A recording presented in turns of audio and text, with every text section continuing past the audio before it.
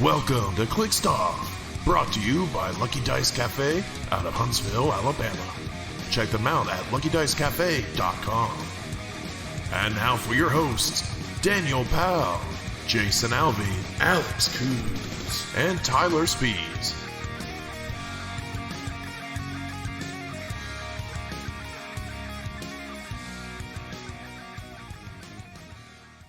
Hey everybody, welcome to Clixed Off today. This is your host Daniel Powell speaking. Just want to let everybody know that Clixed Off is brought to you by TrollandToad.com, the world's largest HeroClix retailer. Find HeroClix new and old on TrollandToad.com and use coupon code CLIXEDOFF for 5% off your HeroClix order. Merchant and pre-order items do not apply. And if you like what you're hearing today on Clixed Off, check us out, patreon.com/ClixedOff. $1 and above gets entered into our monthly giveaways. $5 and above gets entered into our Discord server channel for HeroClix strategy and tactics discussion. This month's giveaway is going to be actually two separate $50 two separate $50, $100 total from TrollandToad.com. $50 is going to be exclusive for Patreons, and then $50 will be for our Avengers Forever tier list giveaway on facebook.com/ClixedOff. So it's our make a tier maker thing. So we're going to be doing our tier maker here soon. So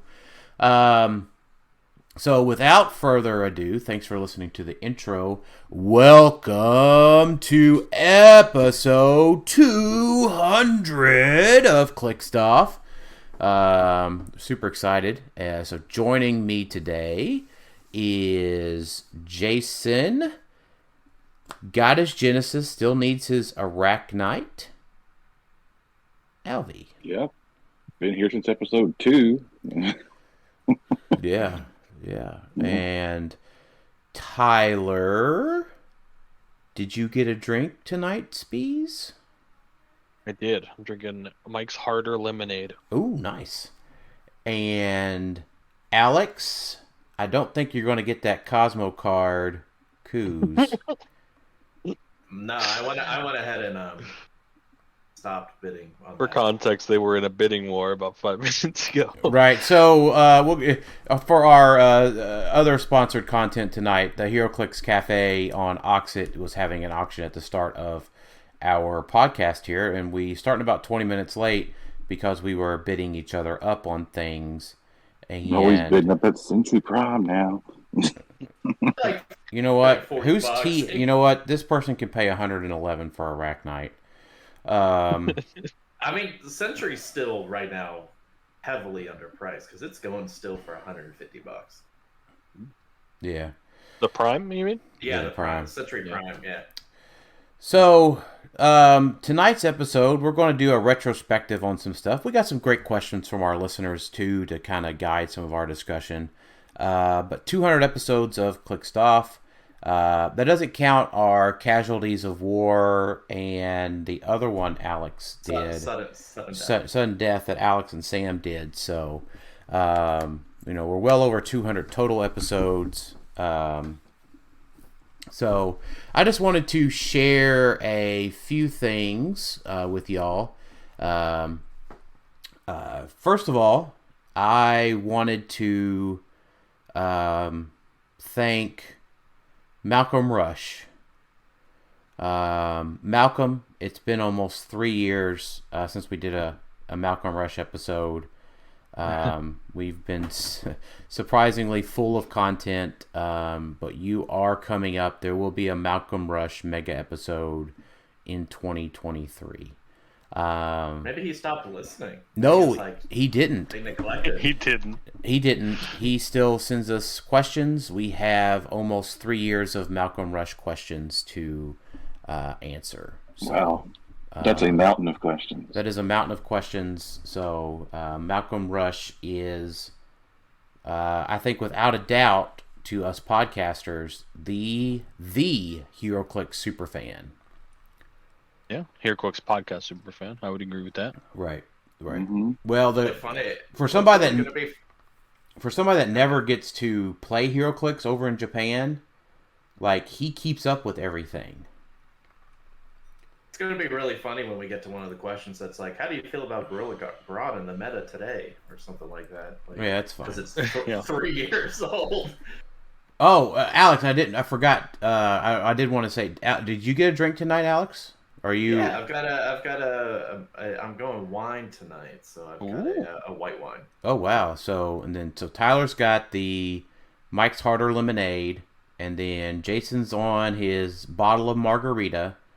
And I actually got a bottle of Knob Creek that was specially selected for a store here in town, and it is 120 proof. Ooh. And pretty good. It is fantastic. I got this bottle of very cheap Moscato at Aldi's. There you go. This episode. I like that.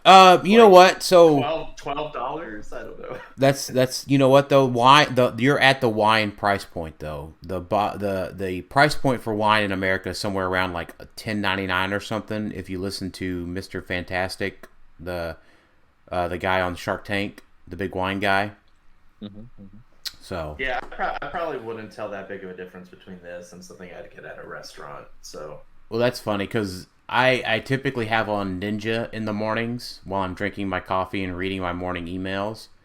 And he keeps Tylor Ninja Blevins. Yeah. Okay. Right. Yeah. People should know who Ninja is. I'm not seeing enough movement out there. But anyways, he keeps promoting like a channel like it's Will It Kirkland.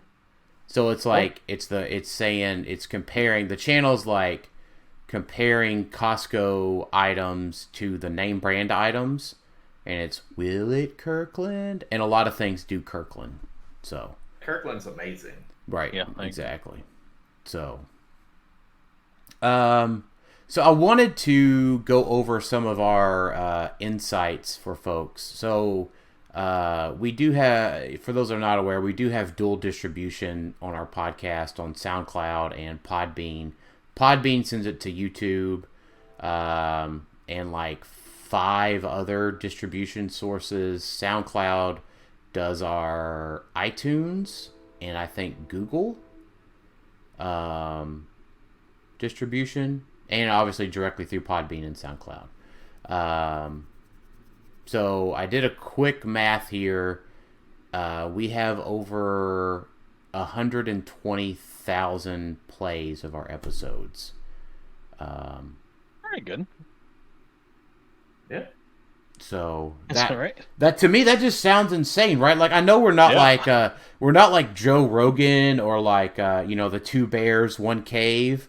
Those guys probably get 100,000 every episode, or the Stuff You Should Know. I listen to those guys while I mow.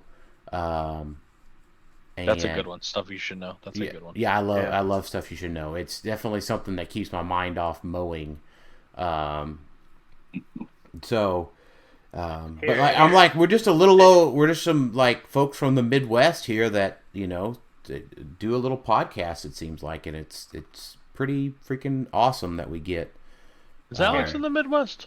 No, I'm in the South, but it's fine. I mean, technically, technically, Jason and I are in the South too, but it's I don't know. We're not Upper Midwest, right? We're not Wisconsinites, obviously. We don't drink cheese. I'm trying to claim my heritage. Okay. Here, Dan, why don't you say how many views or listens did we get? Over 120,000. No. You cut out a little bit. You cut out a little bit. Part of it. We got the idea of it. Yeah, it is pretty crazy. Hey, I have a podcast that has over 100,000 listeners. Or we do. Right. Just saying that is cool. Right. Yeah, it'd be interesting to do a deeper dive to see, how much of that has changed. Like how many of that 120 or whatever the number was you said was in the past couple of years, 3 years when the podcast really picked up the pace and was doing a lot more episodes. And yeah, honestly, 2018 we've picked up and been growing ever since. That's weird. join the podcast that year. Oh, Yeah, Alex did. Yeah. true. Yeah. Oh, and Tyler. Yeah. Yeah, Tylor, world champion or something. I'm Well, trying to find my It first. it probably helps Tyler. Yeah, it probably does help that I won the Rock Worlds and you won WizKids Worlds that year. with that year. That does Yeah. help. Yeah, it's hard to go back and like figure out what happened on what episodes. Right. Because at one point, I think it was we had the parental warning in the description, and so like every description I read was like a parental warning for a while. It was really hard to figure out who was who. Right. And I then think you throw in all those other shows we did too. That kind of threw things off a bit. Like, oh, where are we in this? But, Right. I think I found it. Episode 86 came out on September 17th, 2018. Title is Coconut Covered Whales. That's probably sounds about right. Yeah, I think that's right. Yeah. So, Cool. and for reasons unbeknownst to me, our number one episode continues to be episode 18, A Soft Spot for Puppies. It's because puppies do well, you know? I Puppies you search, I Really search love. puppies on Google, and we're the third result, so... I pretty good. still just cannot like believe we did Who did we that. have on that day? That was when we had Mike Check. Oh, that was. on. Is that when Mike rapped? Yeah, it was the one on that the Mike show? Check rapped. Oh, I don't know. Don't listen to that. But for some reason, it was somewhere in Ashburn, I guess Virginia, listened to it 1,500 times. Wait, what? Really? Yeah, I don't know. I'm just looking at the things, right? So if you take that off as an aberration, the next popular one Okay. would be because it's over 2,000 listens. The next one would be Broken Glass. That was one that we recorded. That was one we recorded upstairs in my old office, and and Sam broke the front of our stove. I remember that. I remember listening to that. mid episode. For some reason, that one was super popular, and for reasons unknown. And the most popular, I'll call it modern episode, is in third place at episode 169. So that was It's Just a Dial. Oh man, it's bad. Like when we do so many of these, It was our War of the Realms set review. Oh, yeah. It says Jason comes back on. Maybe it was just the return of Jason from a brief. Yeah, Jason retired last year for 2.5 minutes. It's true. Well, I don't think I came back for the War of the Realms, but I don't think so. Because, man, that wasn't worth it.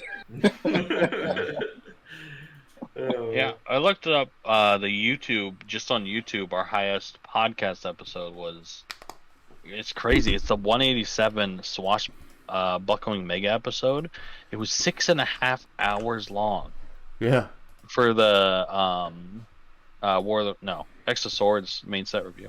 How do we talk about a set for 6.5 hours? Because there was 9,867 game elements in that set. That's got to be it. So And we went into it knowing we were breaking up the recording, so like we were able to embellish a little bit, and we didn't just run through the end of it because we had been recording for 6 hours. 6.5 hours. Hats off to anybody who listened to that whole thing, which apparently was a lot of people. People did listen to all of it. We got multiple. I got multiple comments that people did, and it makes that sort of effort worth it. Mm-hmm. So thank y'all very much for that. Oh yeah, I did come back on extra 169. I've been gone for a while. That's right. Like 4 months. Like. Yeah. So on the YouTube side, as we developed the podcast, right, we did launch a YouTube channel. All of our nearly all of our podcasts get posted there. And if yeah, go ahead. go subscribe if you're not subscribed. We're like, what, 60 something away from getting 1,000 subscribers. That'd be cool. Yeah, that'd be 2,000 or 200. That'd be cool. We can start counting our pennies from YouTube YouTube ad revenue. That's right. Then we're gonna make a shorts episode or video channel or whatever. We have that. It's called our TikTok channel. Go subscribe there too, please. Yeah, but the monetization's better on YouTube. So. That is true. Yeah, it'll be pennies. We might be able to buy. That's right. We might be able to buy a 6-pack of Mike's Harder Lemonade by the end of it all. Pretty expensive. Yeah. So, but yeah, so in 2019 we did get the opportunity to start unboxing previews from WizKids, and so that's been a really big, exciting thing for us. And I don't know when this one jumped up there, but to start off with, our most popular video is the Halo HeroClix Scarab unboxing that I got to do for some reason. I guess it probably... that thing's awesome. It is, and that's the one that I got for at Origins faster than Chad could say that he wanted it. Do you still have that thing? I do. $75. Nice. Yeah, it's super. It's so big. It is. Is it the biggest HeroClix ever? I don't have a Cthulhu to compare it to. How is it compared to Spectre? I don't know. I don't have the Scarab set up in my house. It's in a box in a closet right now. So. Because I remember Spectre was. I mean, he's tall. No, he might be taller, but the Scarab, I can see Spectre from here. The Scarab is definitely bigger. He may not be taller. Definitely heavier. Yeah, I'll have to get it out. The Spectre's heavier, actually. Really? Scarab's pretty light, I think. So I don't know. Surprisingly, the Tylor, you've gotten bumped down. Okay. Jason and I's unboxing of the Empire minigame unboxing is in second place now. Okay. And then our War of the Realms unboxing is in third place now. And then for the longest time, your unboxing of House of X during the deep pandemic. It was. Dude, I was sick in that episode too. Yeah, I mean, you did it all there at your little computer desk, and that's in fourth place now. Well, that was that one. See, that was when we played the Monster versus Unimine, wasn't it? Yeah, that's fifth play. Yeah. Our most popular gameplay video is Uni versus the Monsters and Wendigo. Little did we know at that time that the pandemic was coming. That was October 6th of 2019. Yeah. I distinctly remember calling out an ID card to pulse wave your mojo for enough damage to KO it. Now, another thing to remember is that our live videos aren't counted in as popular. It's a separate thing on YouTube. So our third most popular video is technically our Rise and Fall meta tier maker. Oh. Because it has 1.7K views. Okay. I'm looking. Tier makers are my favorites that we do. They're really fun. Tier makers are fun in general. That's why everybody does them now. But I'm not looking at the insights. I'm just looking at the. Yeah, you're right. We've done 3. We've actually done. That's surprising. We've actually done 300 live streams. Wow. I mean, a lot of them is you playing Friday nights, right? Yeah. Anytime you're streaming at events too, like every time you pop off and pop on, it's counting as one. Yeah. That makes sense. But yeah, I'm on the other insights page. You're right, Alex. Yeah. But that's cool because that was my first thought when I was looking at these videos. Like, oh, the best videos are most popular. I was like, well, where's our tier maker? Because I feel like a lot of people like the tier maker, and that's when I realized, oh, well, the live videos technically a separate category. Right. Yeah. Like you said, Tyler, I love doing our tier maker metavia. Like, I can't wait to do our Avengers Forever one. Right. I feel like people are going to get mad at me. They typically do, but they do. I agree with that. I mean, it's just what it is, right? Oh man, guys, look at this stuff. It is. I was going to say it's a little bit sad that next year is 3 years since the pandemic started. That's when I started doing a bunch of live streams. Yeah. I mean, a lot more time on our hands. We did. Yeah. We did. Yep. It's to completely change the dynamic of it. I was talking about our number of listens in 2019 versus 2020. But in 2020, all we had to do was sit around and listen to and consume, right? Basically. Yeah. I mean, this time 3 years ago, we were just looking forward to some, WKOs in the winter ones or whatever. Yeah. Little did we know that those were going to be the last ones. Mm-hmm. Aw, that's sad. Yeah, it is. It is a little sombering to think about during the history of things. Definitely not sobering though for us. So no.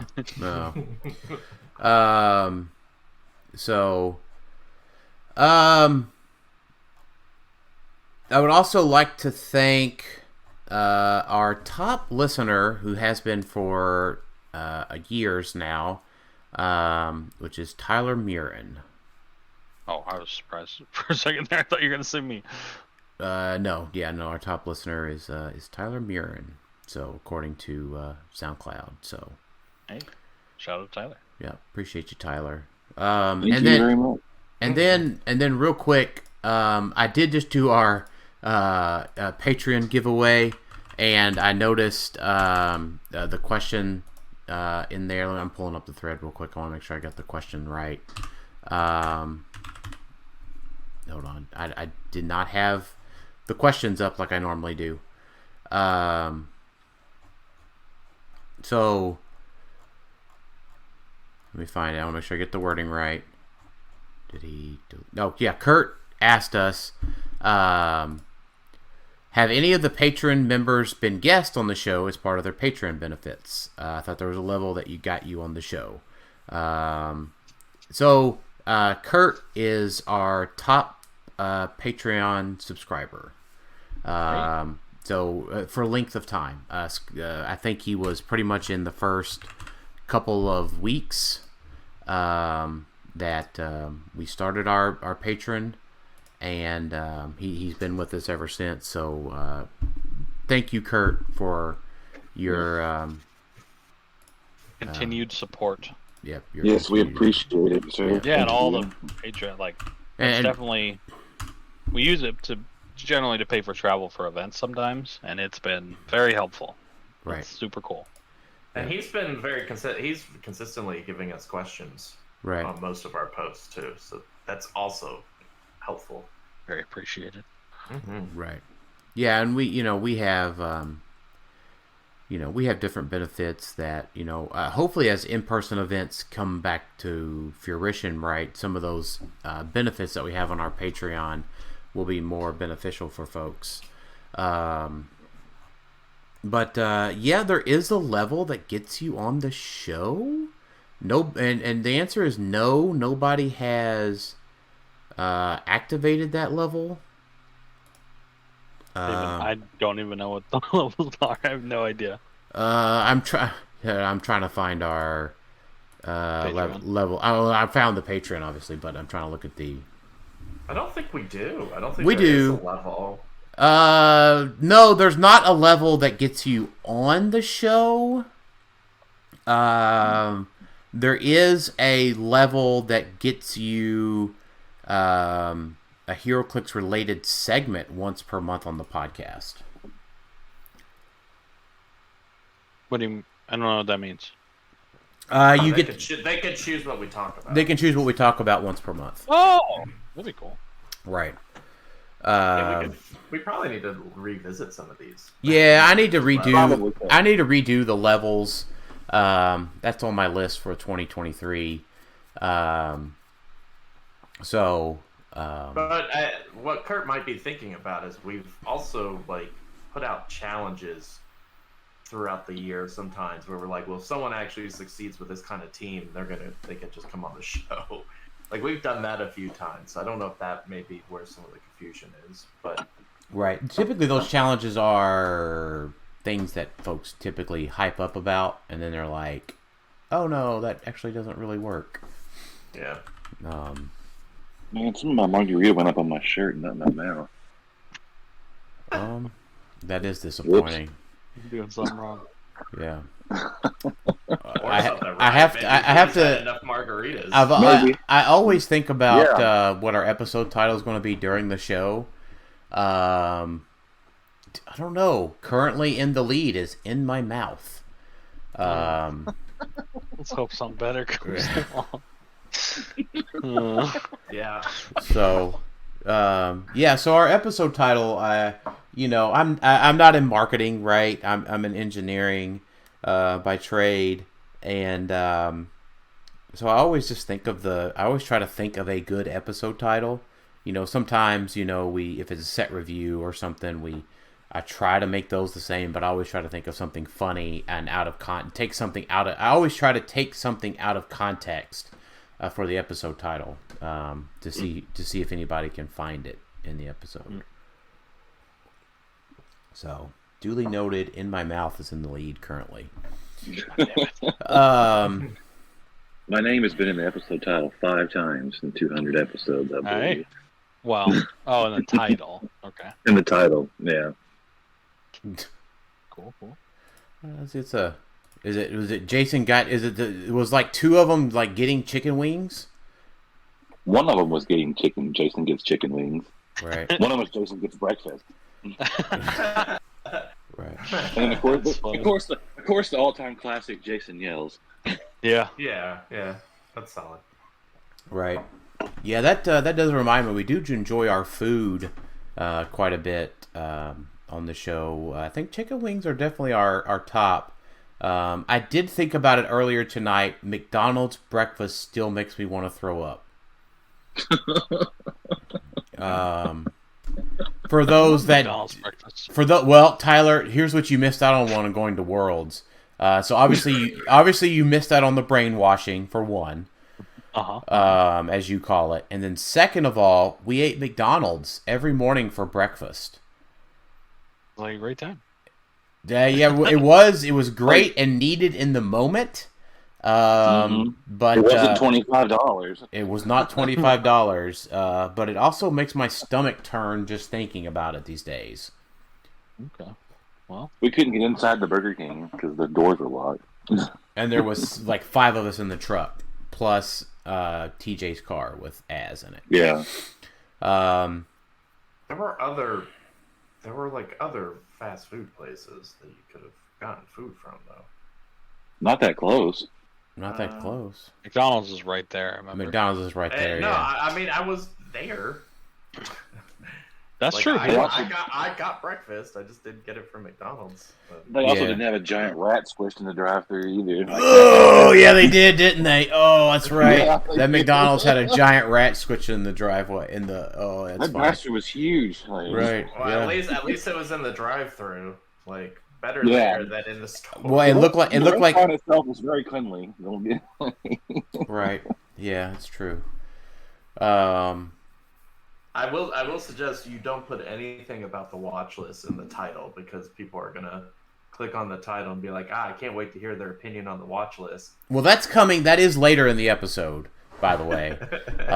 Once we get through all the listener questions here. I plan on passing out drunk before that happens. Right. Yeah, it's fine. I was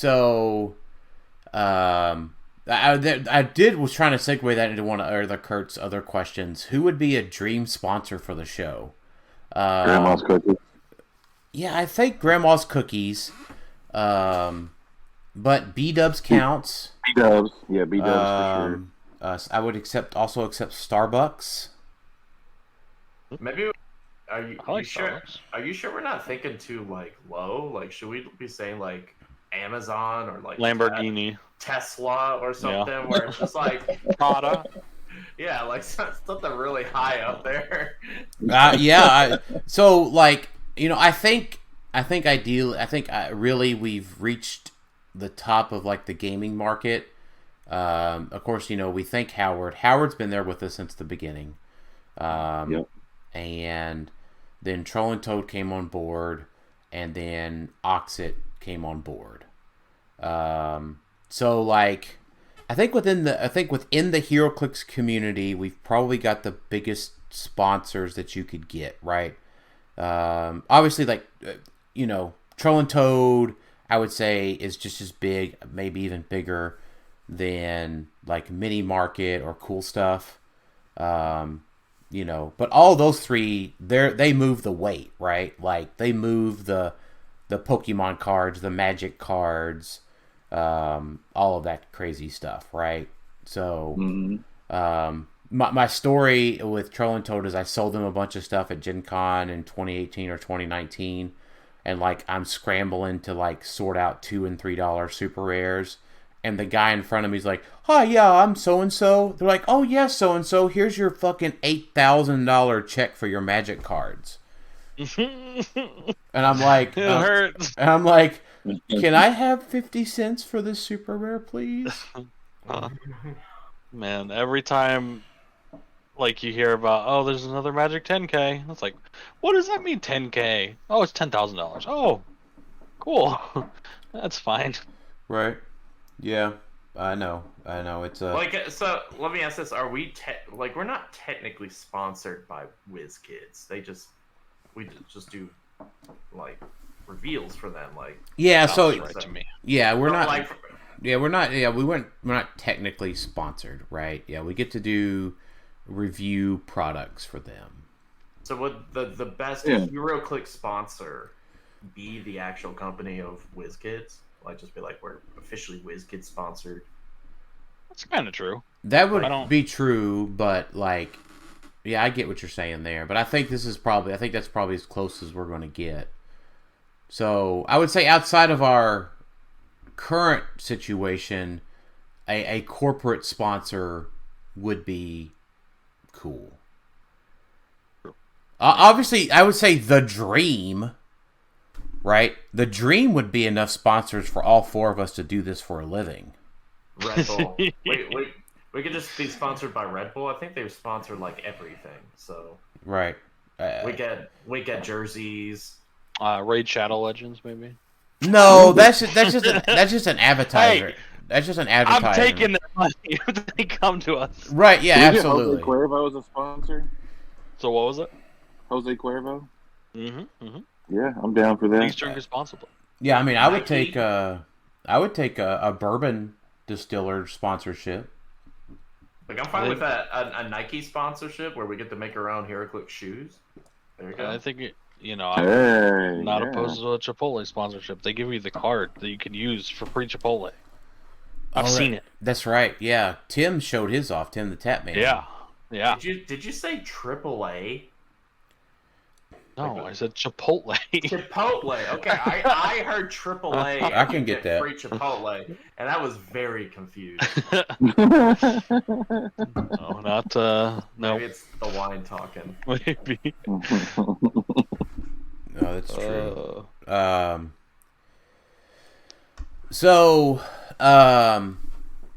That'd be the dream sponsor, right? Just anything corporate, right? Like maybe like all of our HeroClix travel and product for the year was free. And a jet. That's travel. It didn't have to be a jet. That's a lot. But like gas money, hotel money, flights, product for My the dream year. sponsor is Jason after he wins the lottery.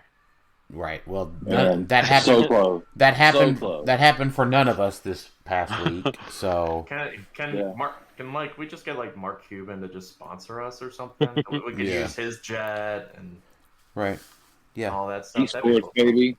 Let's go. All of those things. Yeah. But maybe Complexity, right? The Tim the Tap Man's esports, right? I don't know. That's more I'm most familiar with. Or We need to start that Marvel Snap, team, and then Marshall to sponsor. That'd be sick. Yeah, there we go. Face Clan, right? Yeah, I don't know. Their stock's not doing great right now. Yeah, that bar's too low for that. Yep. You say that until it's Face Clan Alex, and then you're like, yeah. I just don't think they're a dream. If I'm going with a dream sponsorship, right? I would take Complexity, and then do the AT&T Live Roadshow for HeroClix gameplay in the middle of the Dallas Cowboys Stadium. That would be cool. Or just be sponsored by the Dallas Cowboys. And then, well, that is Complexity. Like, okay, I'm just trying to think higher. Like, what's the highest we could go? Right, the highest we could go. I would be okay if Daddy Elon was like, play HeroClix with me, guys.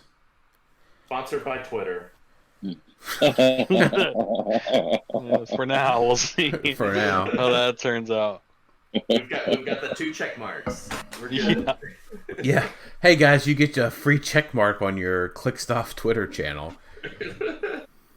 Dude, we need another patron tier so we can pay the $8 a month. Oh yeah, that's funny. All right, so here's a good retrospective. I like this one, Richard Shaw. If you could have one team that you talked about in the past 200 episodes be legal in today's meta, what would it be? Oh, I've got mine. Pre-errata Faust. Shit. I'm just kidding. Oh man, yeah. You know what though? I think Pre-errata Faust would almost get yeet beated, right? Like no. So when he came out, the D20 could be probbed. Like, are you saying like Faust at his full power with a D20 could be probbed and that sort of thing? I don't want any version of him. I was joking, but we could probably put a caveat on this that there would be some sort of power creep adjustment. So that that's what I'm saying. That way, we're not like, oh, I really like this one team, but it would just be like stomped today. Yeah, because my answer would really be animals with Grodd, and that's just one piece being on, because it's the closest to modern, so it's still good. Yeah, so we don't have to talk about what would change, but we could say, oh yeah, we can assume there would have been some power adjustment to make it work, but the inherent abilities or whatever of the team would stay intact. Yeah, I was just gonna say Pre-errata Thanos. The first two before the first 2 erratas. Or the first 2 erratas, okay. Right? Or Pre-errata Uni would be fine. That's better. Yeah, I feel that's more real and not coming from a place of hurt. Oh. That I feel like that was so angry that Jason disconnected. That might actually be what happened. Probably not, but probably not. But yeah, Jason, you disconnected at the right time, and you're on mute again. Well, I'm having an internet connection issue or something. I was trying to fix that. Oh no, you're fine because I just said Pre-errata Thanos would be my dream team to bring back, and you just disconnected immediately. So. Oh, I didn't even hear you say that. Like, yeah, so all I was getting was garbage. What was your what would be your dream team to bring back that you've talked about? Shit, I don't know. Like, I have one for you that I was thinking about. What's that? Falcon with the Hammers. Your Kentucky State winning team. That was pretty fun. Yeah, Falcon with who did I have on him? He was able to go run up there and pulse wave you like for free. Yeah. And, well, you had dual possessed Falcon and Ophidian. I think it's... Yeah, you had dual possessed Falcons, split lip, and then the shifting focus Ant-Man. Yeah, one Ophidian, one Ion, I think it was. Yep. Nice. Yeah, Ant-Man. Yeah, that was a fun team. I don't know. I kind of have to say Wales because I did enjoy the team a lot. My favorite version of Wales was the one I think it was maybe even after Shredder, because I liked Mojo a lot, and then he got Wendigos, so that might have been my favorite version of that team. Was the Mojo Wendigo one. Mm-hmm. And then I also liked shoot, what was it? I had it in my head, and I can't. Oh, and my first ever meta team that I made was 3 of the. I can't remember what set it was. It was the 50-point Magneto that could running shot for free once per game. Oh, Do you yeah. guys remember? Yes. I can't remember what set it's from. That's from UXM. Okay. UXM, yeah. Yeah, I had 3 of those with the power, or no, not with the power battery, with the power plant. Whatever the power plant, yeah, and they were equipped. That was a cool team. I liked that a lot. Cool. That team was legal for like 2 weeks. Yeah, it was fun. And a lot of fun with it. I did awful because it was my first ever competitive event. I was playing in right?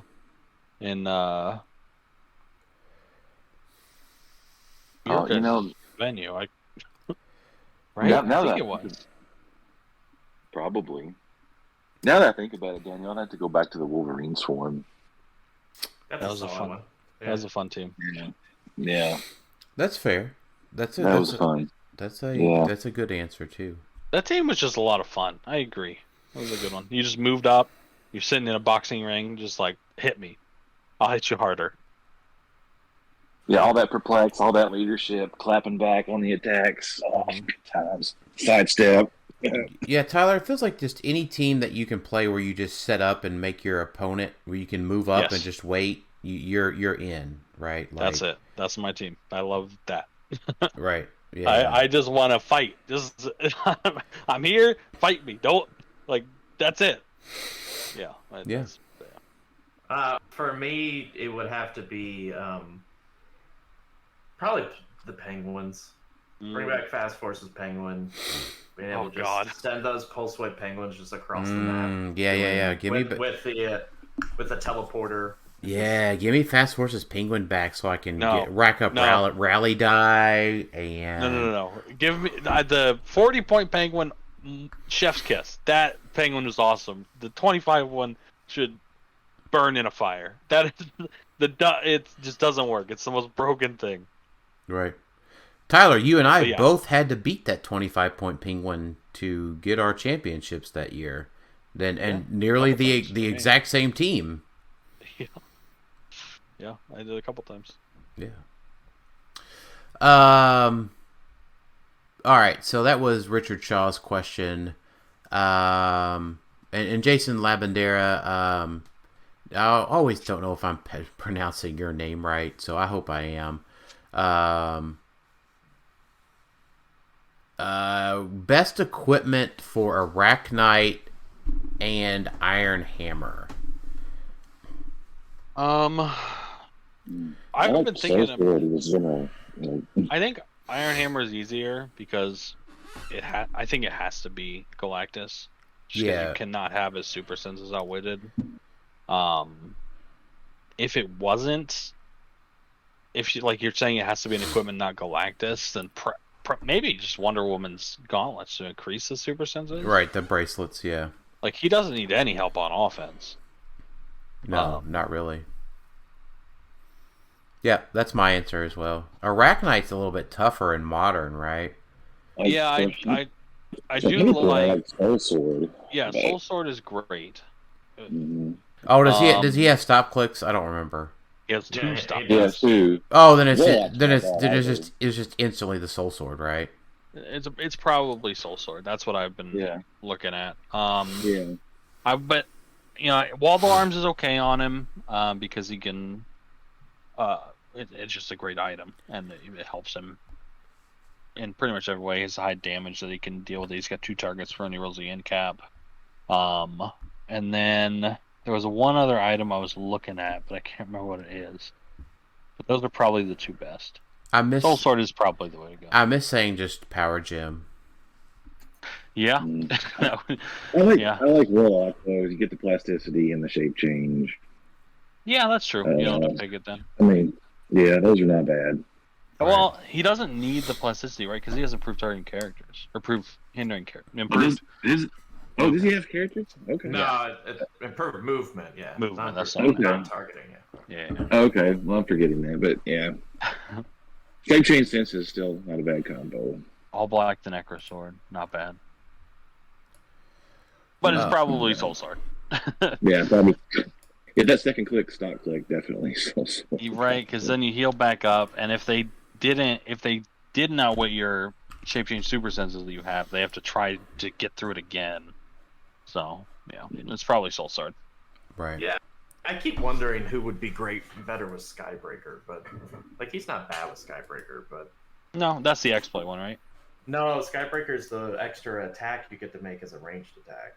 Oh yeah, I feel like that's true. I feel like we're underestimating that sword, and I said that when it came out. And he'd be great for it. You have to have a range. He does. Yeah.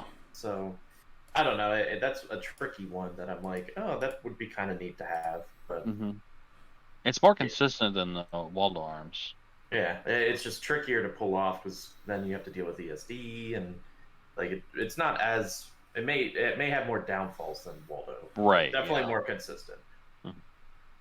Yeah, I would say that's top 3 probably. Yeah.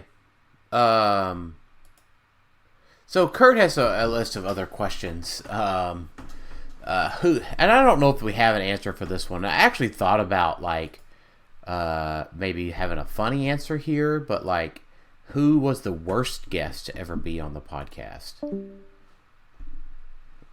Jason still having. Jason doesn't want to talk about it. Jason doesn't want to talk about it. He's still having issues with his internet. Jason, just switch to your LTE on your phone. Yeah, maybe that's what I need to do. I don't know what's going on right now.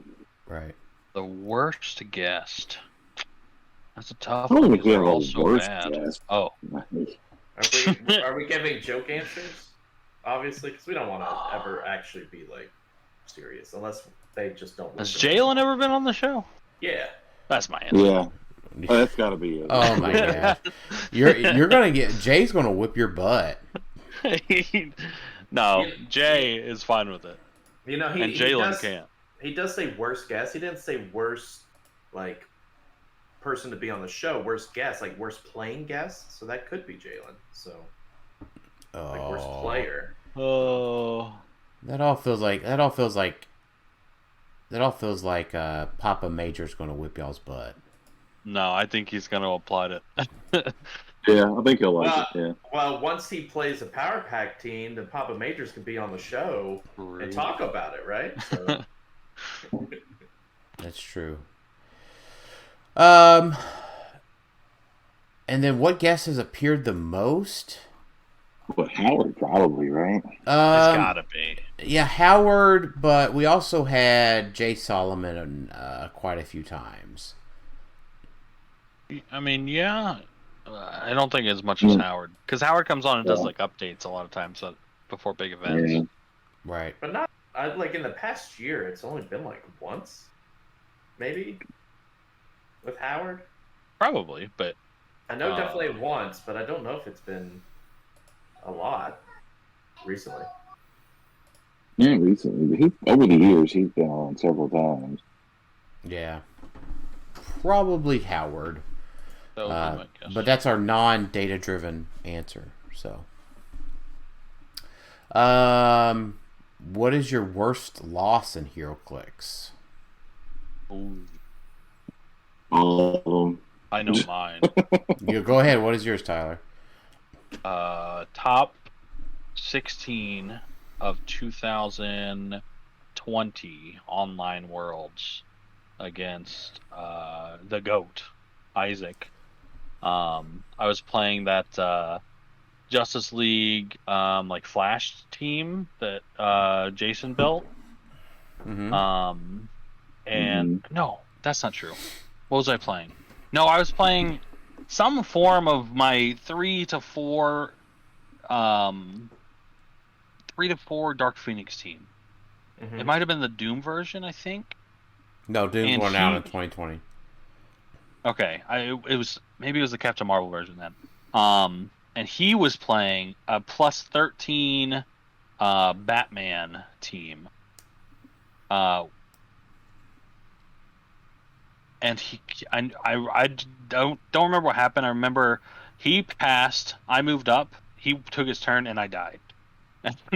I didn't have anybody left. That's the one where Isaac was playing like the Atom and Stargirl and stuff to. Yeah, because you could move everybody out of the way. Yeah, and spin ring, so he could move people and shrink the Colossals and then blast them. Yeah, because I tried to position so well.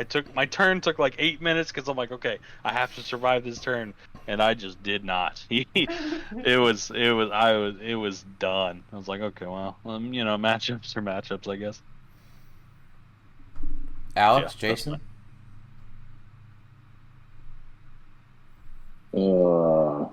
They have never lost a game of HeroClix. I mean, mine. Yeah, never. Mine is clearly going to be the last round of Swiss from this year's Worlds. That's all I'll say. Yeah, mine should just be against top 4 of the world. That's fair, because you're so close. Jason, you're cutting out again. By the way, yeah. Top 4 at Worlds. You're cutting out again. I am. Okay, well, you sound good to me now, so I don't know, man. Yeah, there you are. Yeah, now you're leveling back out, so that's good. Yeah, that's fair though. You were so close. Yeah, you were so close. Yeah. For mine, it was just because it was a double loss that I thought was a little ridiculous, because the opposing player assumed he had more points, even though we were both a win and get in scenario, and it's like we're the last table for people at our record, and so it's like we went to a double loss. He's like, I just got to bet that I have more points than you, and I was like, I don't think that matters. I think regardless, we're both out now, and lo and behold, that was the case. Like, it was one where if you did the math, you would have known that one of us had to win. Otherwise, you had to fight it out. Yeah, so it was just incredibly frustrating. The loss. Was it against Thanos? Yes. Yeah, it was against the Thanos, yeah. Oh, okay. Yeah. Fair and balanced. As all things should be. I take my worst loss is probably all of them. Boo. Well, I'll tell you, I can, especially before I won my first tournament, I could probably sit down and tell you about every loss that I've ever had and why I lost that game and what I should have done differently. I'd probably have to look at the win and look at it. I couldn't tell you right now, if I was on a podcast. I'd have to look in the win. You are in fact on a podcast. Yep, that is true. But I think about before I broke through and won my first state championship, there were things I had a slew of second place finishes, and there were things that I should have done differently in each of those games that I'm not going to say I regret, but I had to learn from. And even in that first state championship game that I won, I remember thinking mid-game there was a point where against Little Lytle that I could have lost, but I thought I had to not lose and I had to win, so I made the play to win, and it worked out. That's great. We're asking about losses. Mm-hmm. Yeah, that sounds like your worst win. Your worst win. It was my first win. But I would say, I was trying to say that every loss before that is important. But probably what sticks out to me is 2018 Nationals top 4. Made a mistake not being able to single target Pulse Wave Abdul's Unseen. because there was tokens, little token thingies for the Groot Professor guy, and I didn't move them before I declared my running shot Pulse Wave, and so I had to turn it into a single shot and unseen super sensed out of it. So that is rough. So, but if I had moved the little fellas out of the way, I would have won that game and went to rematch Isaac in the finals, and I was Isaac's only loss on the day. So there would have been much hope for me there to hopefully have repeated that same thing that we did in Swiss. That's a good one. It's definitely one that stick with you. Yeah, it sticks with me. He says, like, depressingly, as he sips his bourbon or something. that one sticks with me. Yeah. So, just lots of things like that where several times like that where I could have just been really close and just fuck something up. So minute, it seemingly, and just didn't quite get it. Yeah. Cool. So, he also has most fun game of HeroClix. Funnest game of HeroClix? Yeah. Oh gosh, there's so many I couldn't tell you. Yeah. That seems harder. It is.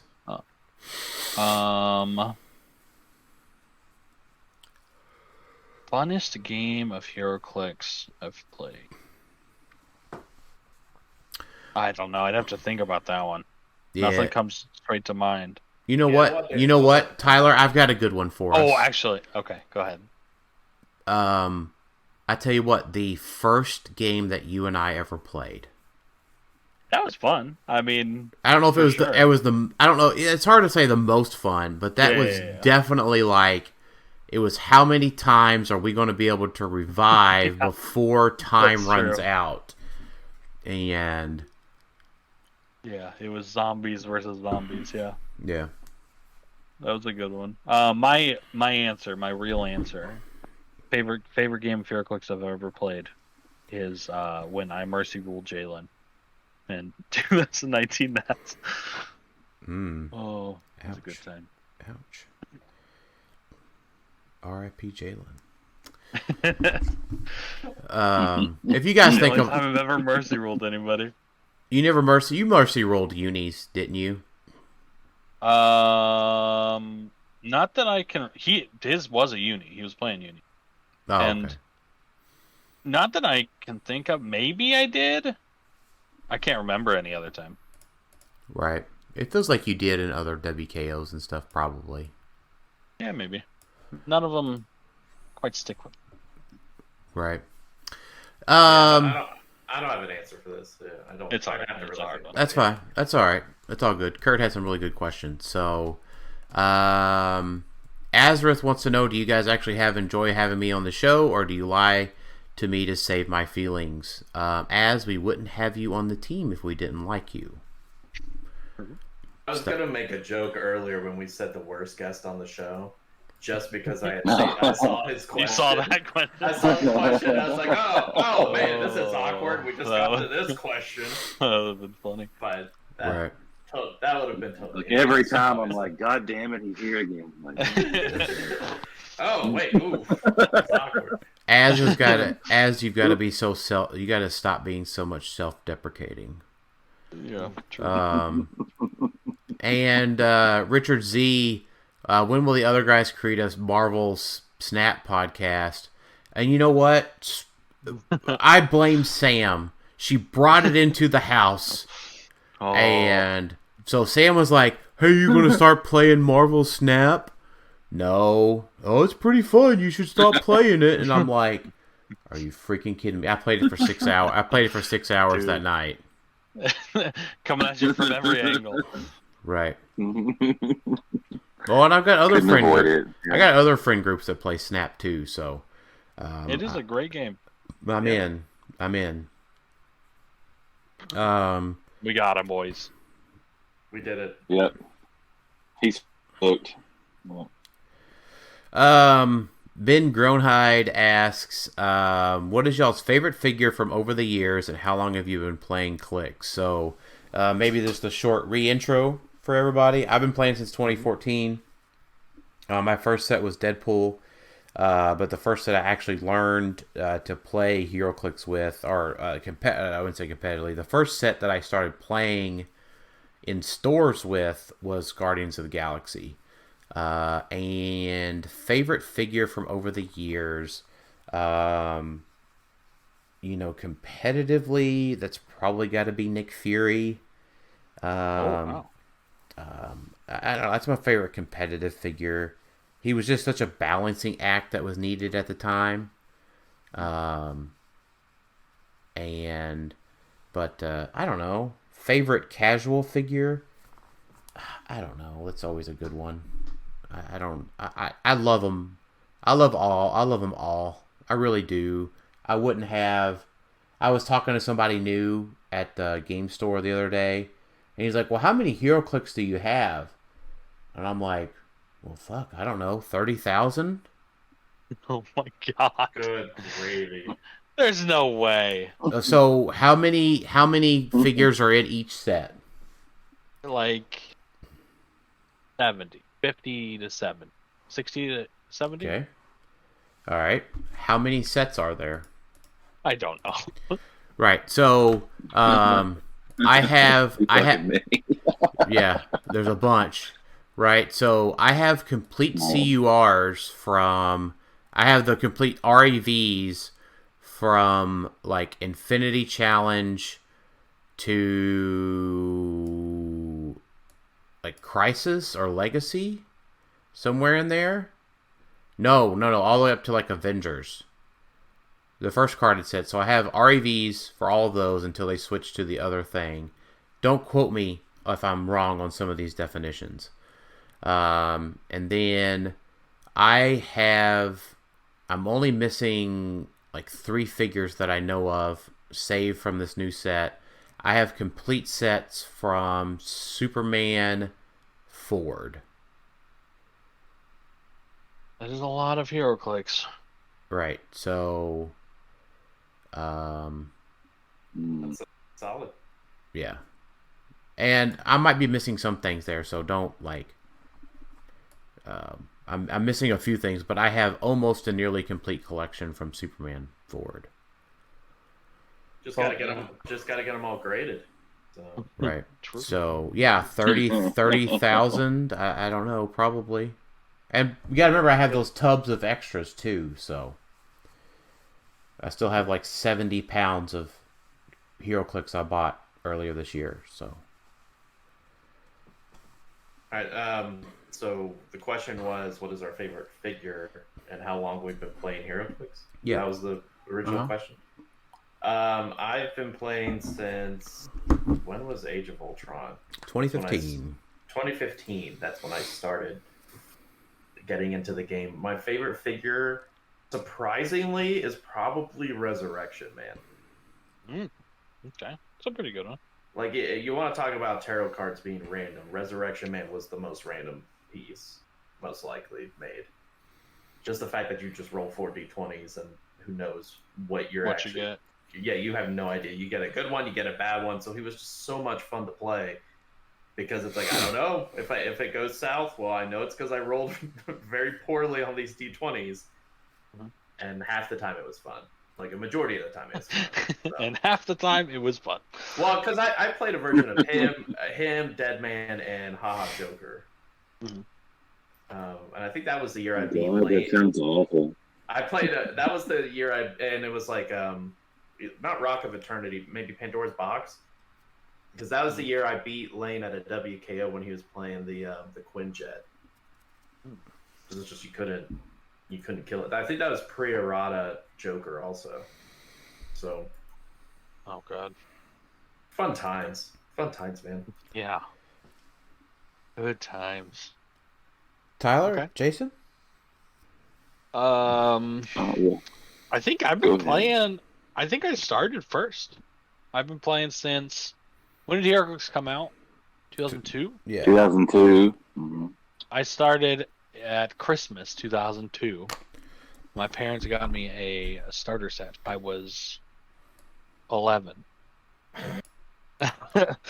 And my cousin played it, and I saw it in a comic book that I got from the local library, because I was a weird homeschool kid that went to the library. Yeah, and I started then. I played until Icons, with the Icons Superman, because I remember how busted. Maybe a little bit after that. Yeah, because there was a Silver Surfer that came out that was the first non-big character that had power cosmic, I remember. So like right around there I quit. And then I came back around in 2014, I think, when the first Deadpool set came out. Been playing since then. Favorite figure? I gotta say Juggernaut. Right? I think that's mandatory. I still love that Juggernaut piece. I love the Juggernaut. That piece plays exactly like the Juggernaut should, in my opinion. Obviously, because I had a heavy hand in making it. If I get a chance to make another Legacy card, that's going to be my pick. It's the Juggernaut? Yeah. Okay, and then on the picture, it'll just, the Tylor will be crossed down and tan.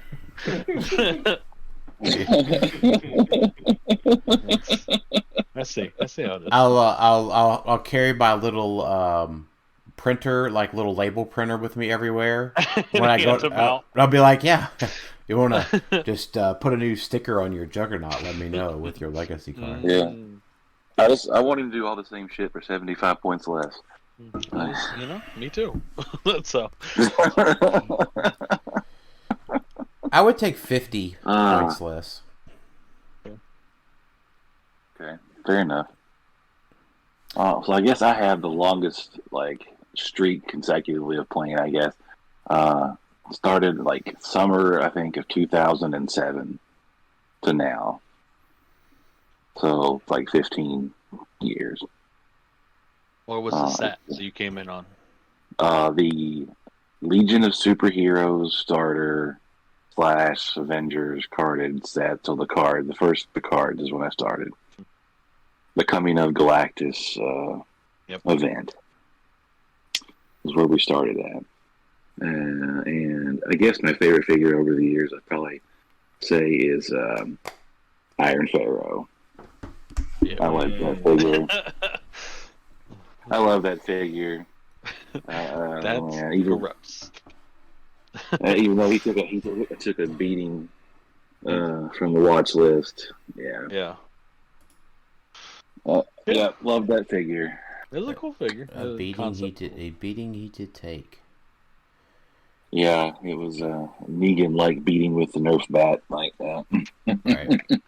That's like a perfect segue if we didn't have other questions. Right. True. Yeah, that's true. Illuminati asked, this is a question I can answer. Are we going to do a shot for each episode? No, I don't want to die. Good God. But I'm drinking most of the bottle of margarita, if that helps you any. Yeah, now that he was defeated by Scott Porter, do you miss Mr. Chomps? So, Mr. Chomps is technically in retirement now. I still phone up to the swamp every now and then.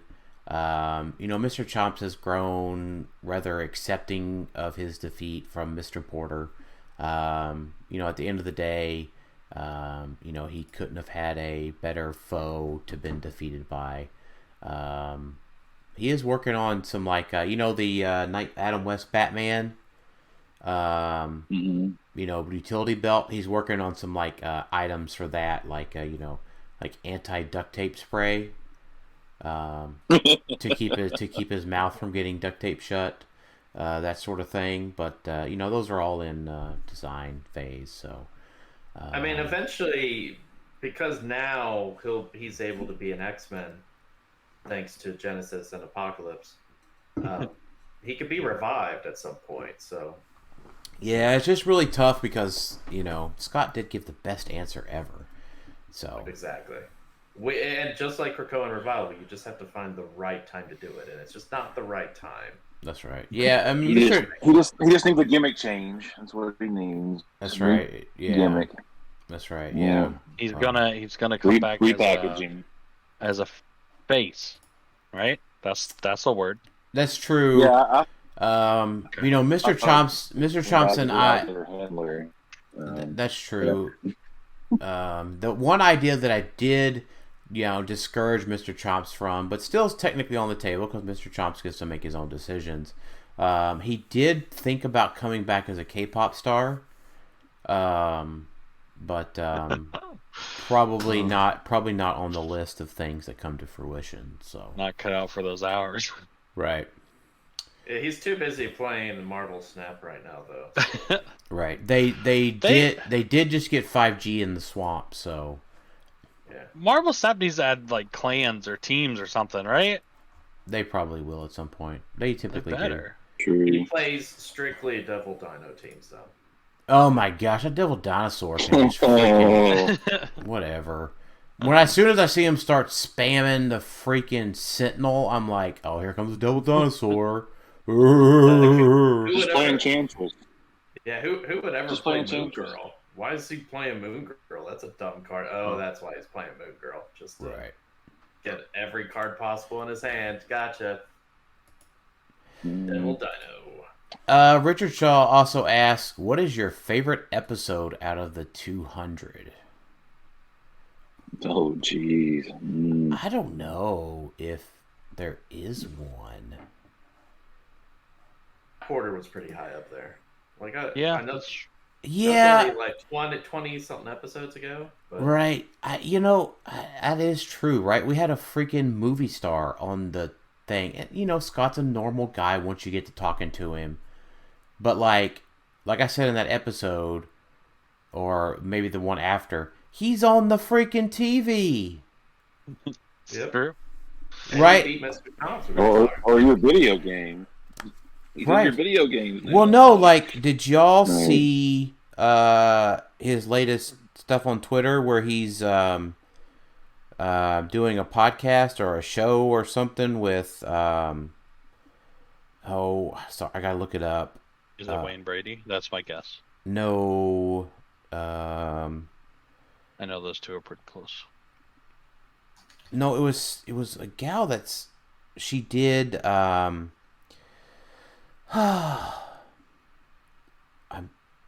A gal? Alright, we narrowed it down. Oh my gosh, that's true. Scott tweets a lot. Okay, no. Okay. Maya Whitman, maybe? She was on, she did Grace and Frankie, I think. But she was also on a show that got canceled because of the pandemic. Where the three moms did money laundering, and it was awesome. Oh, I know what you're talking about. Oh, you're talking about girls or something? Mae Whitman. Yeah. I always remember because she was in the Scott movie, right? Scott Pilgrim? Scott Pilgrim, yeah, she was in Scott Pilgrim, wasn't she? Who was she? I love Scott Pilgrim. Right. Go ahead.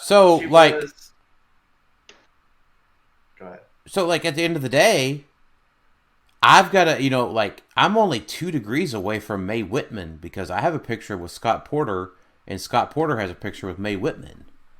That is true. That's kind of That makes me sound like I'm Hollywood. That makes it sound like I'm a bigger fan of Mae Whitman than Scott Porter.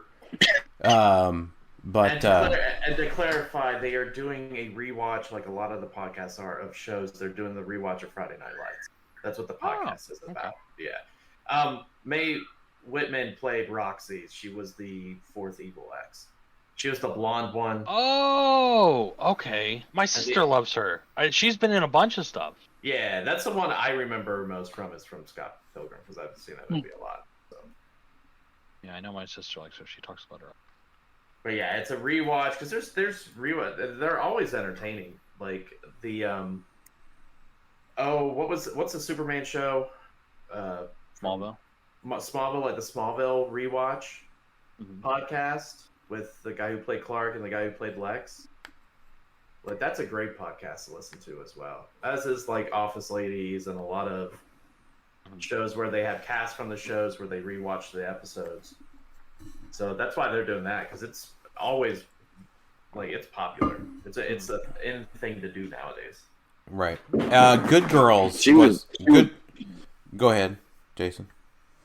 She's the daughter of.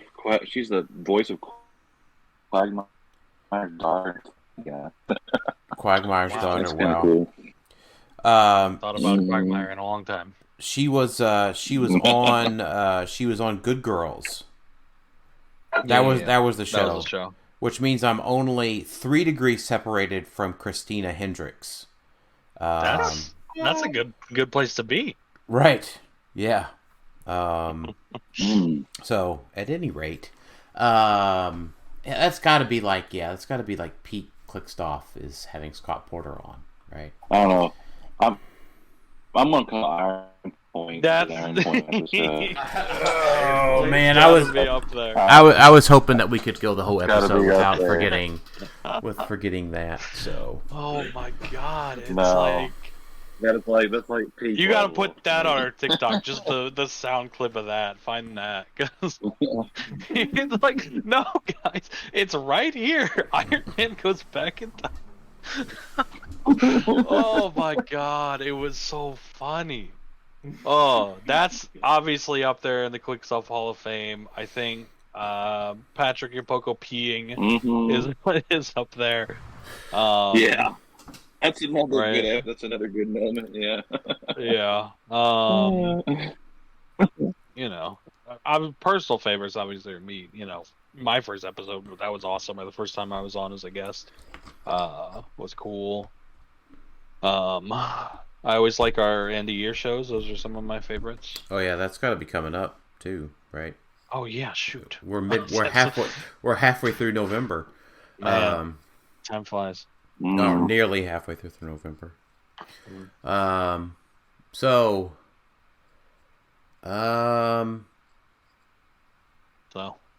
Ian has a question about Marvel Snap, and I don't want to answer it. We're not becoming a Marvel this week. What?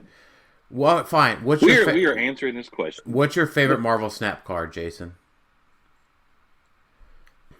My favorite Marvel Snap card. Oh, I like Yondu. I love Yondu. He just wins games sometimes. Because wait, that's the guy that deletes cards from your deck? Yeah. Yes. I love Yondu. That's usually never effective. That never bothers me. Yeah, until you have a combo deck and you just... Card. Well, that's because I don't build combo decks. I build my decks based on power.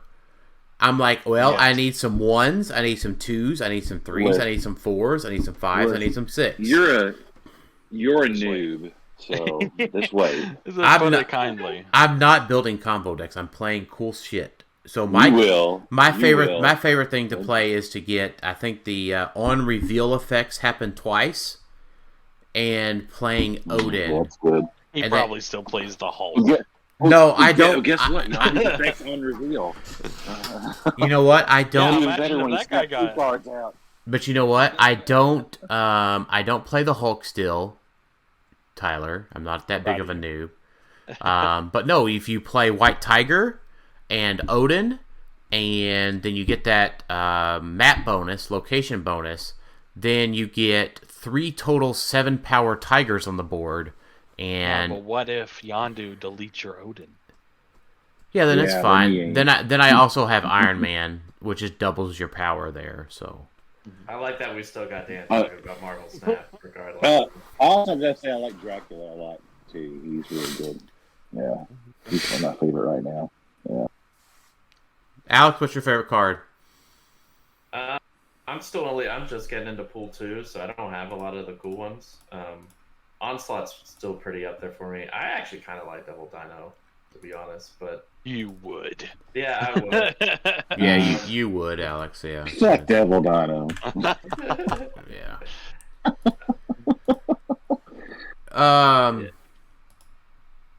So, my favorite is Morph.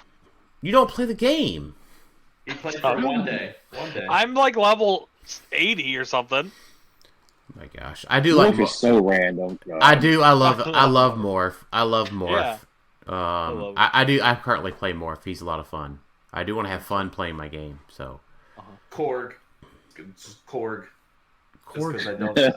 I like to think throwing a rock in their deck does something, but it never does. But I like in my head to think that it does. Yeah. It does. I hate having to draw rocks. God. Oh my god. It's always the worst time. So, all right. So, watch list. We say an hour and a half into the episode. That's fine. Oh, yeah. Well, I Did we mean, get all the questions? Okay. we got all the questions to the thing. Watch list then. Yes, watch list came out yesterday. Yeah.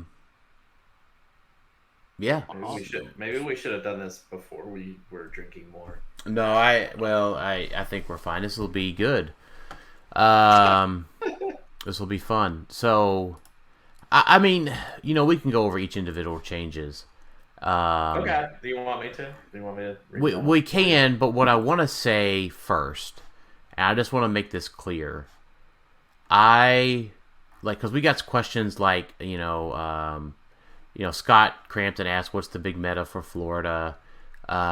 Clay, Wood asked, how do you think the watchlist changes will reshape the modern meta? And then I think I saw a couple other comments in some other groups about it. I think if it hasn't apparent to everyone yet, X-Men's at the top of the pile. I mean, that we can almost have a whole episode. We could. So my only holdup is, I feel like we've been saying that for a year and a half, and it's never ended up being true. Okay, now, I will say this time, it does seem to be worse than it has in the past. So it probably is. Well, but I'm just here's my data-based evidence. X-Men got second at Worlds. X-Men. Yes. Saul's team had a mild X swap on it. True. So I'm including that with saying maybe X swap in general. And it is such a broad thing now, right? It is. It's huge, right? Because you've got Genesis and APOC. But I think having it's X-Men / X swap, and then and I think maybe I'll add, through the outcome of this watch list, X-Men, X-Swap, and the power erasers almost become your first considerations on those teams. And X-Men has access to 2 of the power erasers. Yeah, that's true. That it's kind of becoming a thing, right? The power erasers. I don't know if they're going to keep doing that or if it's just a fluke that 5 of them got released at the same time. But so let's just talk about who we're talking about. Just to be clear, Agatha, Switch, Beast, Cosmo, Leech. Yes, I think that's all. I think so. There's other Jason, is Jason cutting out robot. for Jason? You're roboting it again. But he's saying Nimrod the Lesser, who could outwit through Protected. Is that right? He erases dials. Eventually. That's right true. after they're done. Kudos to you. I did not understand him at all, so I'm impressed you understood that's what he meant. Right. Yeah, Jason, you probably need to look at your internet. And there's also Con Grod too, right? Yeah, the weird Perplex. That's a 50-50. Right. I was thinking of what's that Inhuman martial artist dude that can outwit? Karnak. Karnak. He can outwit anything, right? Like they can't use protected outwit. They can't. When he has no action tokens and uses outwit, adjacent opposing characters can't use protected. So there's like minor stuff like that. There's probably other stuff, but those are the main 5 that people are using. Right. You back, Jason? I don't know. Am I? Yeah, you're there. Yeah. Maybe. You were. He is. He is. You're good. Yep, we can hear you. Okay. All right. So, yeah, but the watch list has created a need to where those things are almost nearly 100% needed on a team. I don't know if I agree with that yet. I don't know if I agree with that either. I think it's too early. I mean, I think you should try to build with one of them, but if it doesn't work out, I don't think that means your team is just, dead and just never going to work. Right. So we can talk about each of the individual things, and we can just dive into. Let's dive into each individual ones. Okay. All right. So first up on the watch list, I don't know, Alex, if you want to talk about it, was it's Wonder Woman. So right. First one on the list is Wonder Woman. Basically, they made her resurrection thing just once per game for all friendly characters with the trait. It's the most obvious change they could have made. Yeah. So, and you know what? Given that these power erasers are so needed these days, it didn't get around her her revival ability. Mm-hmm. That's true. I'm kind of regretting that they saw this one. Like, okay. I don't know. That means it was probably a healthy change. If Dan feels that way. Yeah. I mean, Jason felt that way. I mean, I'm just channeling That's Jason. That's what I was saying. That's what I said. I don't know. Those things are starting to take over, and that's one of the things that's like one of pretty much the only things they can't take away from you. That's kind of true. But a single Wonder Woman is still really good, especially when you give her some sort of equipment. So, yeah, I think she's still gonna definitely see play. She's very good. Right, and so over the weekend, right, and what I think was probably one of the first things that ever happened, the first time this ever happened, a mostly modern team won a Bronze Age event, which included 2 Wonder Womans, 2 Blackhearts, a Mad Gem, some equipment. Yeah, that's the team right there. Now, I mean, back in the, they were doing things with equipment and ID cards and stuff, but it was only 15 points, and I think he pretty much used mostly modern equipment on the main force. So, I forget one of the Bragagans. I think it was Anthony. Yeah, Anthony. I think. Yeah. The other Bragagan brother as well. But yeah, I mean, and then Caleb won pre-watch list with 2 of the Wonder Womans, 2 Blackhearts, a Mad Gem, and just completely modern stuff. So, does a single Wonder Woman make that team less effective? I don't know. I would say yes. Yes. It does make it less effective, obviously, statistically. But, does it make it unplayable? I don't think so. I don't either. I don't think so. I mean, there's you think about, you do have to place in another 50-point mystical character in there somewhere. But you don't have to, but I mean. Yeah, I mean, you could obviously play it unthemed. Or does Wonder Woman have ruler? That's what I was going to look. She has ruler. Yeah, so you could find another 50-point ruler. Another 50-point. Gotta be easy to do that. I mean, yeah, Scarab, right? Scarab's mystical as well. Yeah. So. Yeah, I don't know. I mean, my first thought, I'm absolutely okay with this change because I get why. I do try to retrospectively look at things and think, because this is a similar effect to what White Lantern did back in the day, right? Kind of similar. Yeah, they could use regen as free on their next turn. I think a lot of them could. Yeah, but they would be KO'd. They come back on their last non-KO click. That was the main thing with White Lantern. Yeah. I think the non-KO click is not as big a deal as the healing.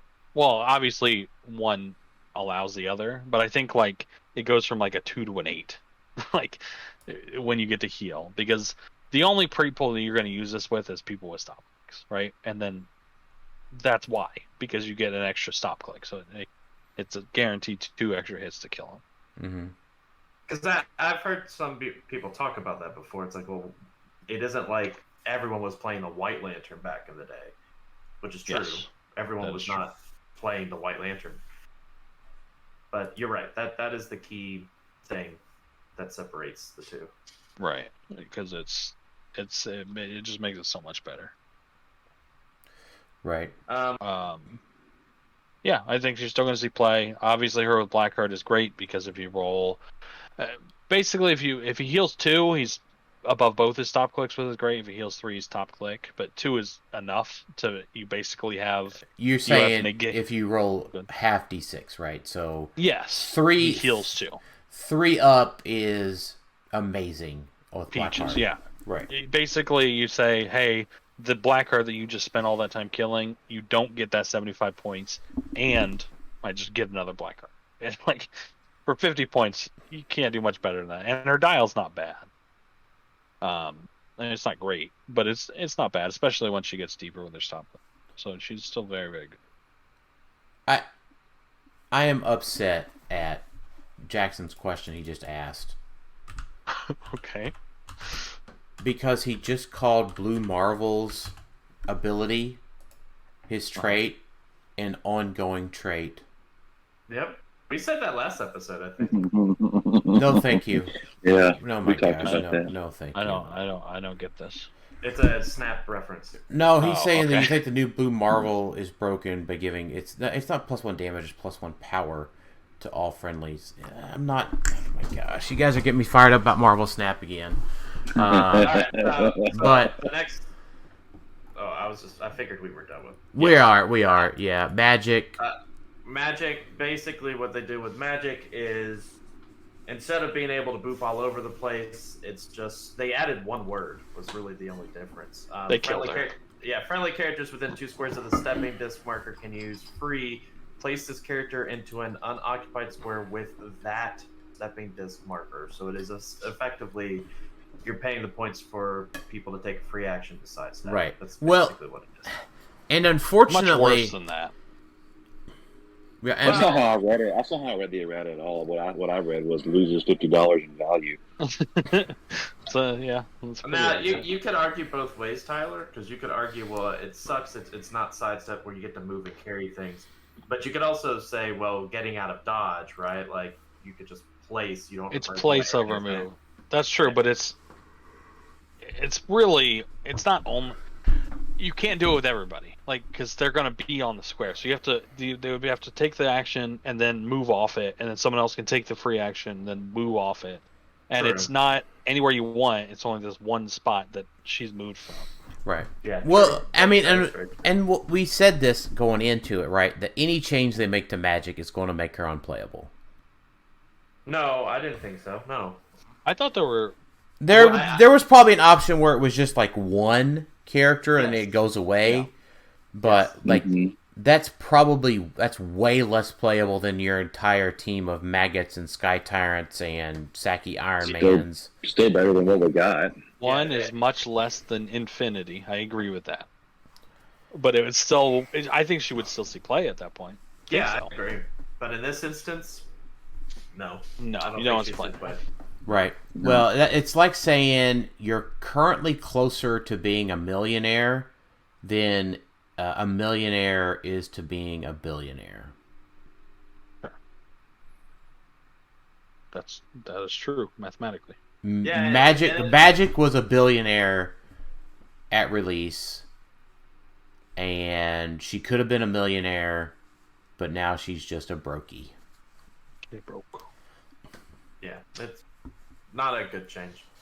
I mean, it was needed, but it was too much. She needed I don't know if this one was needed. I don't like that they're doing it before people see play, but I do understand the Wonder Woman one because that was very strong. This one, I'm just not convinced. It could have been needed. I would have liked to see it a little bit more. I do appreciate that they said they don't do it lightly. Yeah. But they so they under so the good news is that they understood and explained. So they said adding a figure to the watch list before it is a chance to perform in Modern is not something we do lightly, but we felt Magic's potential for enabling cross-map alpha strikes was too great to ignore. So they understood the tactic and strategy behind Magic. Yeah. And kudos to them for providing good, like, all of these were fairly good explanations. Yes, thank you for just saying greater than yes, no. Yeah. Yes, thank you. Like the next one, Matt Jim, they opted to not have an errata, and they did put an explanation. They said, he's obviously has made a considerable showing. Now his main thing is giving people objects or equipment, and that's going to be part of the game rules now coming up. So they're making it seem like he's not going to have as much of an impact as he would before. But the one thing people need to keep in mind, everyone was like, well, he doesn't work. They do mention in here, because while he would have been able to function, we are reworking the shared draft of the sideline rules to make that clearer. So the intent was they were never going to make it where he didn't work with the new equipment rules. But it seems obvious. Yeah, but they're like, we realize it's a little confusing, but he's going to work how he's been working. We're stating explicitly we're not going to do something super dumb. Everybody calm down. Yeah, and they opted to, instead of errataing him to fix it, they're errataing the rules, so that way, if there's any future figures that need equipment on the sideline, they will be covered, and they didn't have to have certain wording for that. Mm-hmm. So, no changes for Matt Jim. Are you guys okay with no changes to Matt Jim? Yeah, I feel like we all said that he probably didn't need anything. If they were going to touch him, it's not the end of the world, but I don't think... Right. I think we're all good with it. Continuing the trend of no erratas, Sarkarian Iron Man did not get an errata. Thank God. Yeah, they said ultimately we decided that there are sufficient enough answers for him in Modern, and several upcoming figures may see that his prominence in Modern Age naturally declines as sets come out. I thought that was interesting. So, does that mean that we get a better than Sarkarian Iron Man for 50 points? Or what if we get like a Sarkarian Iron Man for 40 points or some, like, to me, I'll read that with some excitement. Is that we understand that Sarkarian Iron Man is super powerful. Wait till you see what we got coming out. It's going to be fucking insane. Yeah, I don't read it that way because I don't want the meta to go that way. Oh, come on now. That's super exciting. I'm reading it more like we're getting... It's a Batman set, right? So, like, I'm reading at maybe there's more pieces that, like, curtail pick-up powers. And it's like, we're going to limit your pick-up power capabilities. Because that's what some Batmans have done that before. And it might maybe it makes sense with the Mystery Inc. guys, Scoobies, or something, That's more how I read it, too. There's going to be counters for him in the future. Yeah, because if you think about it, it's either going to be taking away his ability to get objects or preventing him from picking a power. That's how you ideally neuter him. Or opposite figure. Limiting stat modifications, too. That, too. Yeah, those are the three.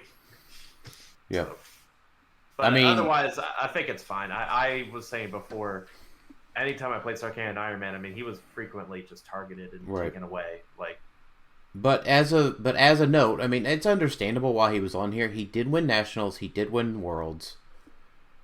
Obviously not by himself, but it's only 50 points. Right. That'd be weird. That would be weird. So it's understandable why he's on here, why he was on there to begin with. Next one is Scarabs. Scarab also did not get an errata. Basically, they said.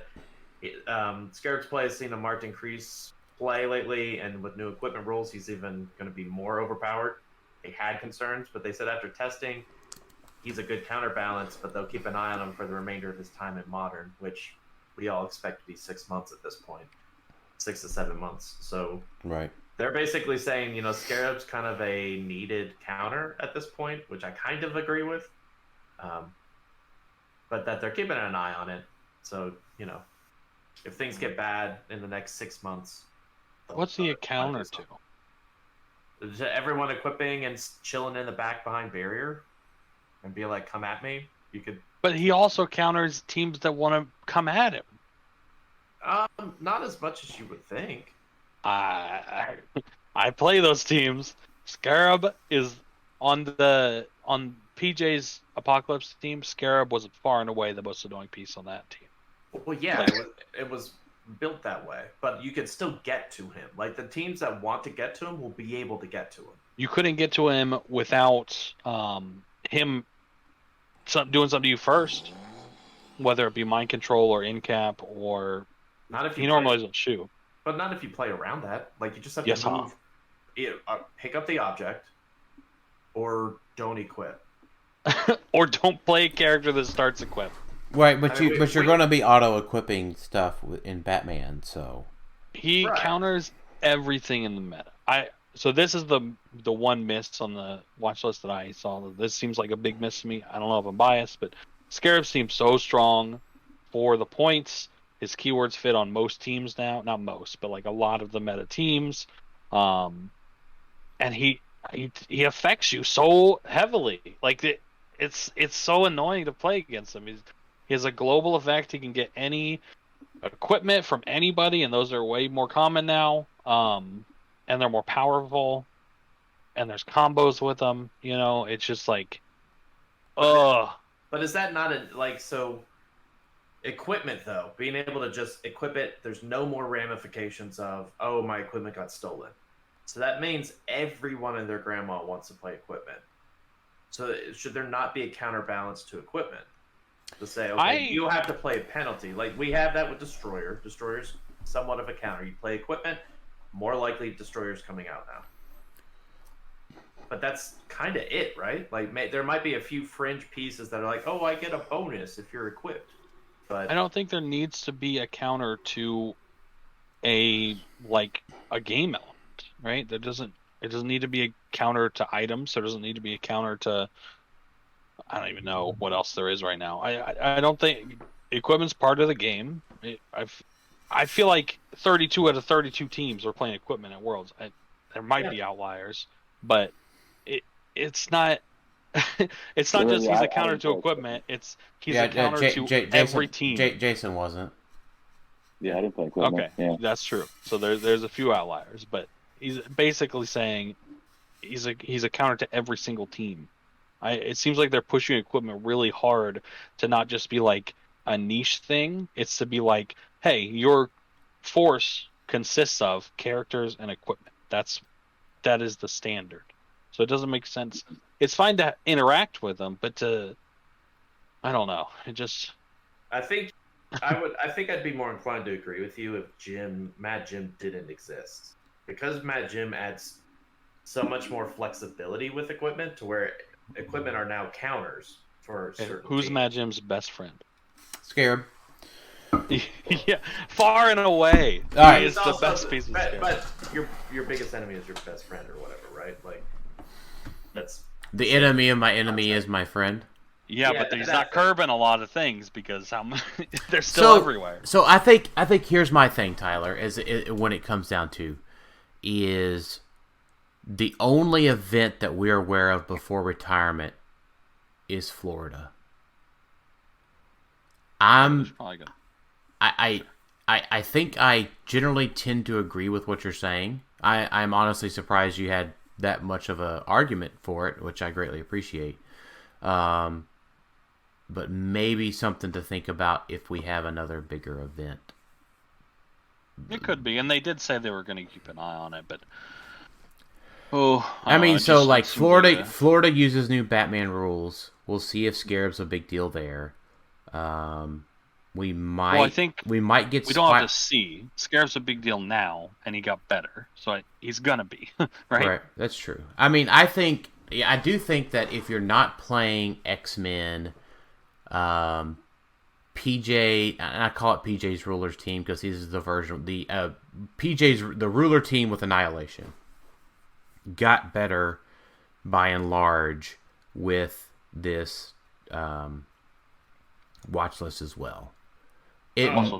No, I disagree with that. I mean, we're going to get to him later. Yeah, we'll talk about the Big Daddy, but I don't think Big Daddy takes as big of a hit as you think on that No, roller team. I mean, you were saying that team got better. I don't think that team got better. It got better because Scarab got better. Scarab got better. How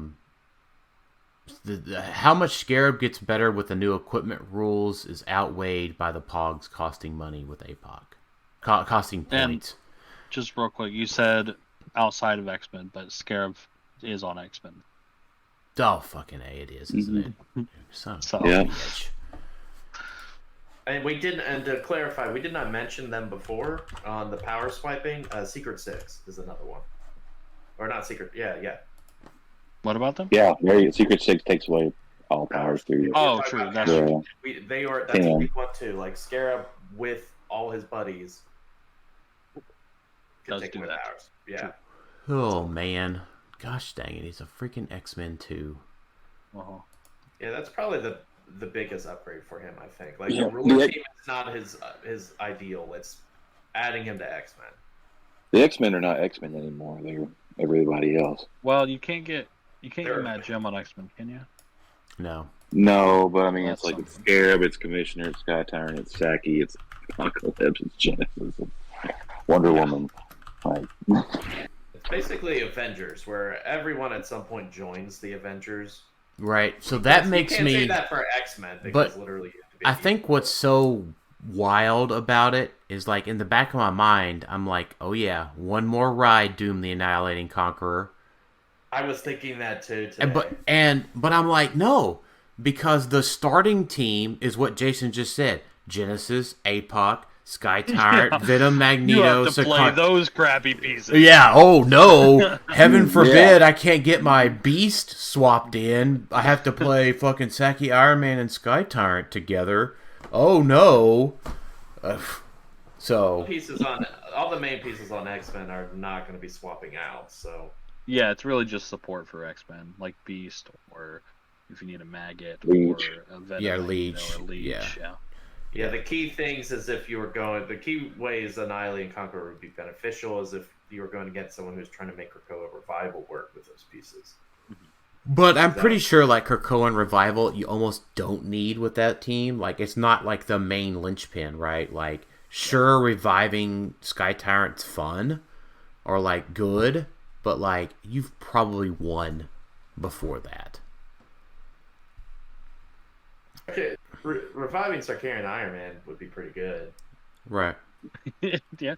Can't complain about it. No, yeah, because I'm you not. can just choose to not give up. We were talking about this in Team Chat. You just choose to, like, I'll just let him die, keep his objects on him. Like, I'll take the one or whatever. Like, always keep his 2 objects. And then I'll revive him. I lose 60 points, but I still have Sarkarian Iron Man, and he heals back up. Like you can Wonder Woman him and not give up any points. Yeah, that too.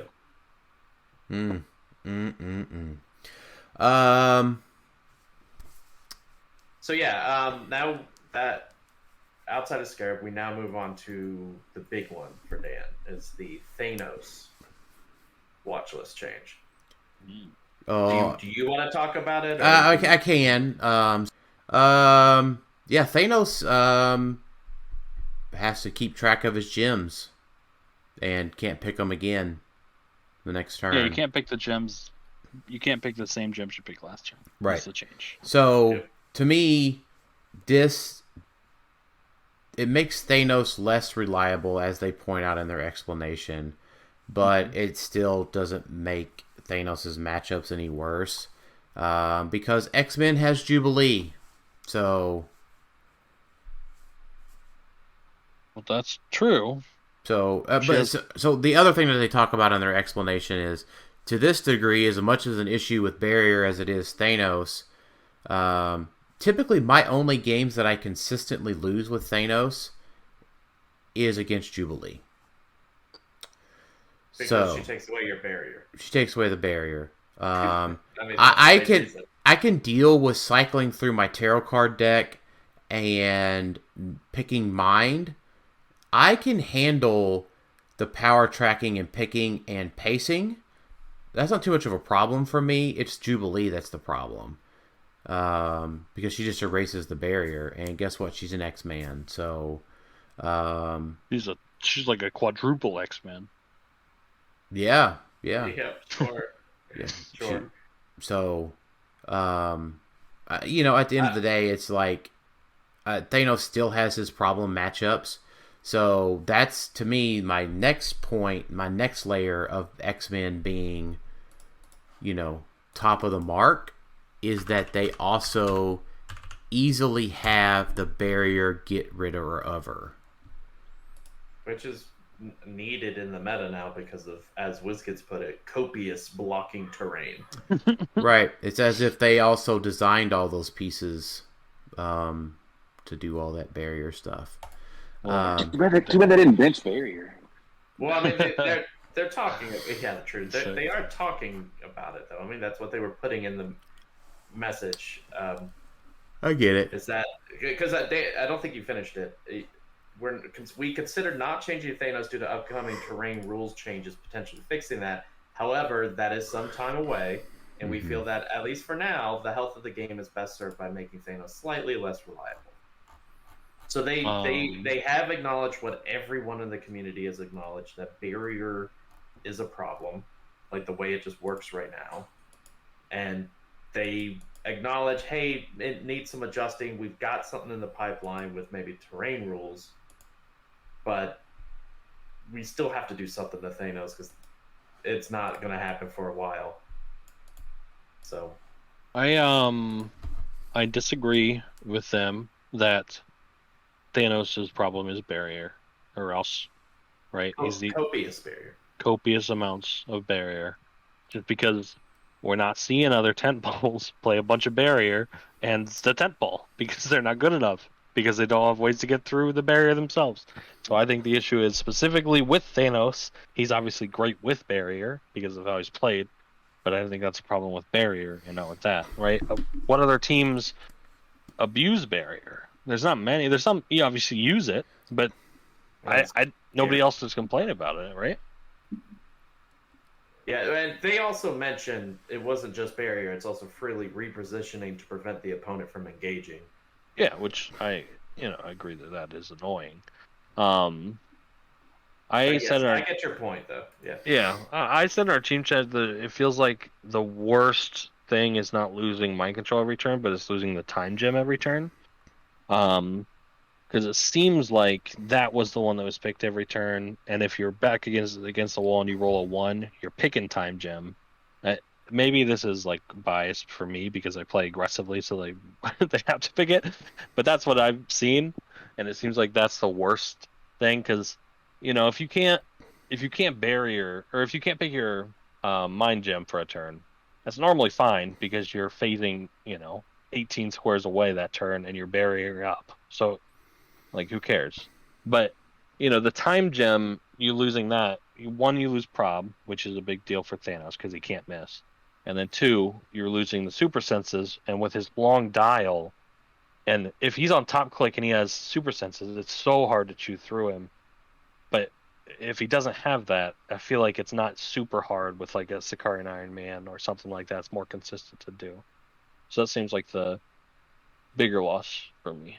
Now, Dan, for someone who might still want to play Thanos, if you were playing him, which I don't know if you are considering or not, does that change your inclusion of Queen of Wands? Well, which one's that? The +1 to D6? That's the single D6 increase the roll. Because right now, being able to have 4 gems, that might be a little bit more detrimental now. Yeah, I mean, I think I still play the Queen because having 4 gems is not terribly detrimental. Because like picking space, reality, soul, time. No, time and mind you would want to reserve. I see. Power. Yes, thank you. Is probably fine to just put in reserve so that you can have time and mind the next turn. Because the turns that you need to go from 1 gem to 2 gems or 2 gems to 3 gems, those come up more often than rolling a 6, statistically speaking. one other point I've heard mentioned about this change that I've heard people complain about is the fact that you're going to have to keep up with what powers. Yeah. And those are probably the same people that don't bother to write down what their swaps are. It's not that big of a deal to be That's able to kind of say, what I think. yeah, you pick, like, they didn't ever play in the pick a power age with with Goblin King and others, right? Jakeem, where it's like, oh, what did you pick? Let me write that down so I know what you have. Or they just they play swap teams and they don't bother to write down who swapped for what, because you should be writing that down as well. Like, there's a lot of instances you should write things down either way. And so it's not that big of a deal to write, oh, what did he pick? Oh, power, time, reality. Like, that does not cost any time for you to write that down, because they are taking their turn while you're writing that down. Like, you shouldn't rely on your opponent to write it down. You should just write it down. Mm-hmm. Not that big of a deal. So this should not slow the game down, in my opinion. Because if you write it down, you'll be able to say you chose soul and mind. Like, that's what you chose last turn. Yeah. So, I mean, I think it just probably becomes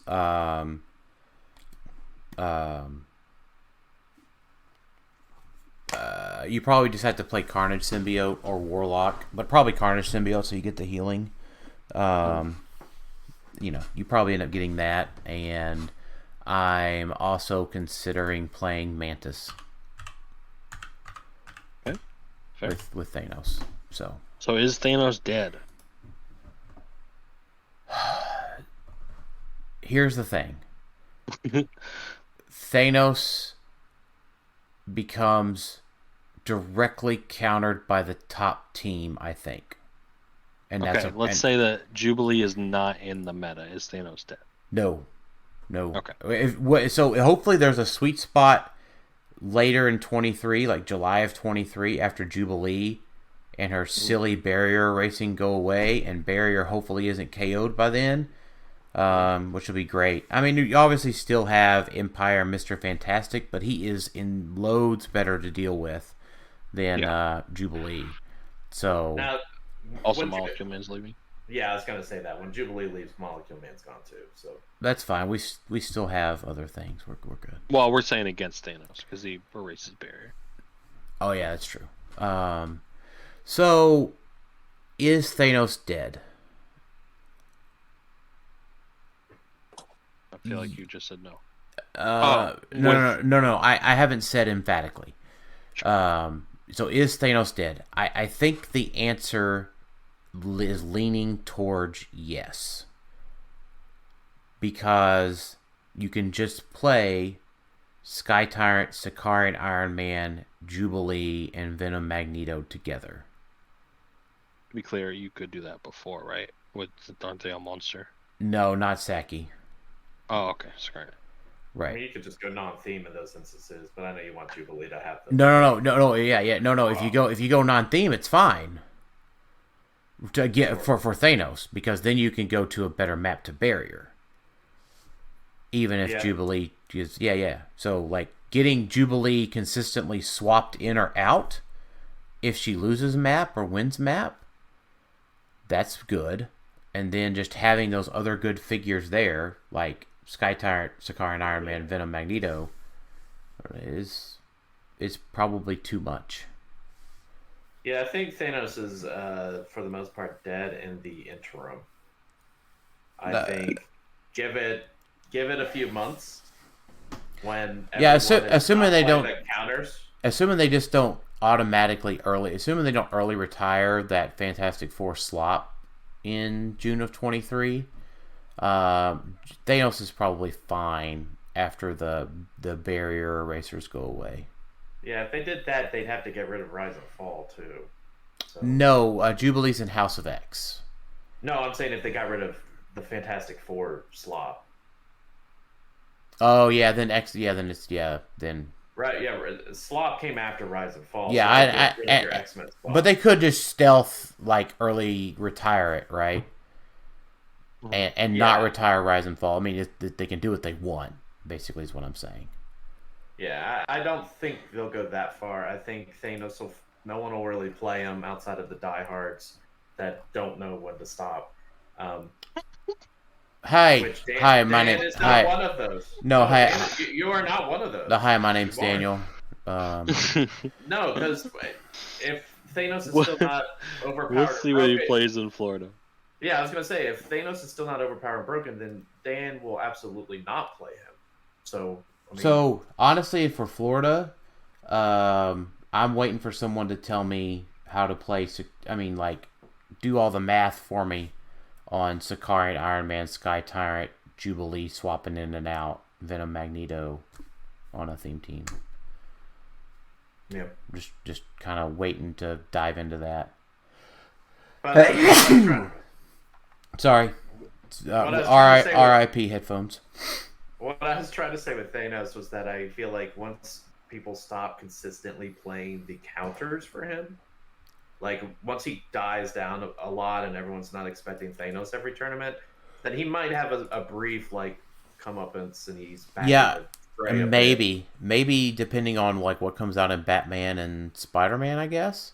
But I think at the end of the day, Jubilee will not go down in viability until she retires, and by extension, Maggot. Sure. The last figure on the modern watch list is Apocalypse. And assuming Jason hasn't fallen asleep. No, I'm not. I'm not asleep. Okay, you were awful quiet. Do you have anything to say about Thanos? I don't. No. What can I say that hasn't already been said? They didn't nerf him hard enough. You could say that. You could say, Jason, you could have the opinion, and I would totally be fine if you had this opinion. They should have unerrated Thanos and added and buffed him like his friend Molecule Man. I definitely would never ever say that. The watch list seems like it either didn't go far enough or it went too far. God, there's no happy in between. Is that your opinion on Apocalypse? That's my opinion on it overall. So real quick, the Apocalypse change. They opted out of multiple changes, and they referenced that they debated multiple changes, making him unique, restricting his mastermind. But they ultimately said his bystanders now have a point value of 5. That's really the only change. They now have a point value of 5. They're not free anymore. They do give up points. So you can still play 3 Apocalypse, but now you are giving up points. Yeah, so we hope this will incentivize Apocalypse towards more aggressive strategies and dynamic games while keeping his unique toolkit intact. It seems to do the opposite. Yeah, I'm not a huge fan of it. I get it. He's still playable at 100 points. Definitely still playable. What's the errata? The errata is that the bystanders have a point value of 5. Is it protected pulse wave? Is it part of a power? It says the bystanders on this card are horseman bystanders and have max 1 and a point value of 5. It's part of Apocalypse's power. Trait. It's trait. Is it protected pulse wave? There is no duration on it, so it doesn't matter. Oh, you're right. Okay. Yeah. Nice try. It just is a good try. Yeah, it is. So basically all this means is that you can't... It discourages the sitting in the very back and not doing anything with him and just throwing out pogs all day, because he was very good at that. This encourages maybe... that not be your only strategy, and you still throw pogs, but maybe you incorporate more things into it. So PJ's team is probably still fine, the ruler team. I don't think this really changes it that much. It gives up more points. So maybe you have to play a little bit more aggressive. But I think it gives up maybe 15 more points. Yeah. Well, and I think the big thing for PJ's team, the ruler team, is with Annihilation, the Damon Pogs are still no points. That is true. And it also gets access to Red Wing, and Red Wing Pogs are 0 points. So as long as Apocalypse can mastermind to a thing that doesn't give up points, he is still just as effective. Yeah, I mean, pretty much. Like I said, against that team, it'll probably be somewhere between 5 and 15 points that it gives up extra in the game, which can definitely win you or lose you a game. But I think more often it'll be 5 to 10, if that. Yeah. Because you still don't want to kill the Pog. You don't want to take an action to score 5 points. You don't want to do that. Thanos would. I think it makes it where you are less willy-nilly of just like, yeah, I'm just going to make sure I make every Pog. And just... Because all of his Pog generations are maze. So I think you just play a little bit more selective. So it's like if I have Death out there and War out there, and I have a Daemon in the back, then I might just... If I hit it, I might not make a Famine ever. It just really depends. Like, I'm not just going to be like, oh, I've got all 3 out. Well, let me make the 4th one since I hit it. Like, I might play more selective since I know they'll give up points, and I just don't want a 5-point thing that doesn't do much out there, like Famine. Famine is a tie-up piece. Mm-hmm.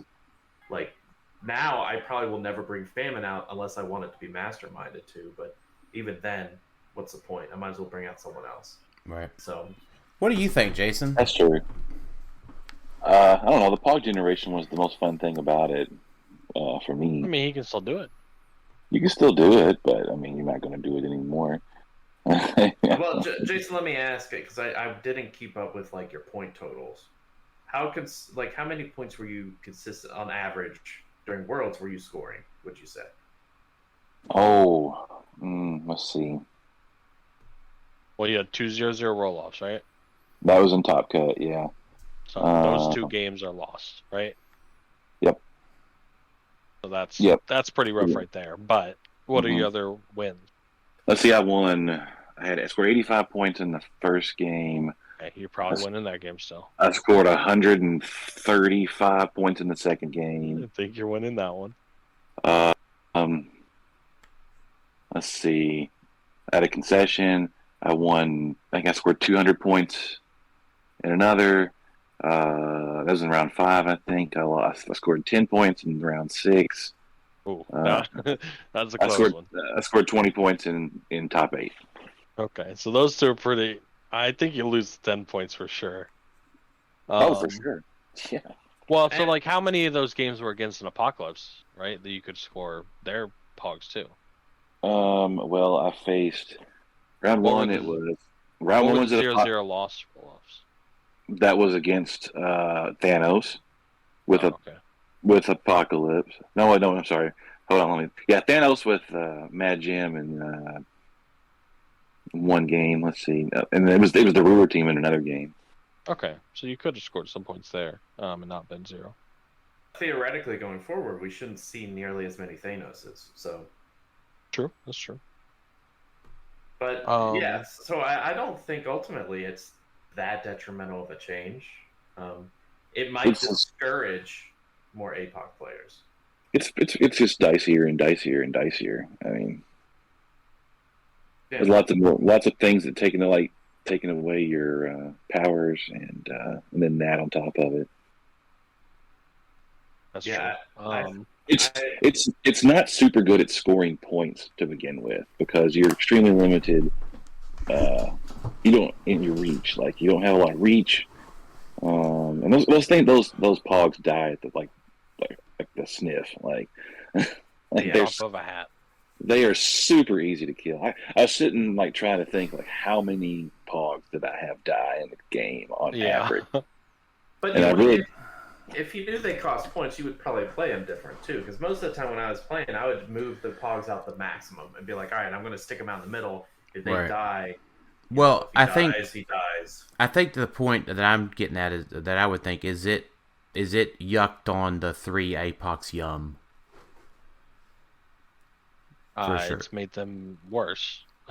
Right. Oh, for sure. Are they unplayable? I don't think it's unplayable. 1 APOC is fine. 1 APOC will still see play. Yeah. I think we all agree with that. Yeah, totally fine. Totally, yeah.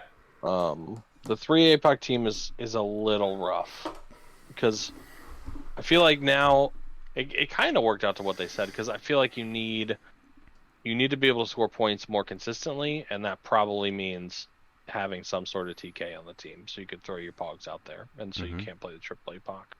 Is probably where it ends up. Yeah, that's kind of how I feel about it. And you could just take away your mastermind so easy with like Cosmo. Like, True. he just calls it and it runs up there and then bam. You know? Then you have 4 shape changes. No, I think that's the thing. That's the thing you're thinking about, right? So on Cosmo was with animals, you just run up,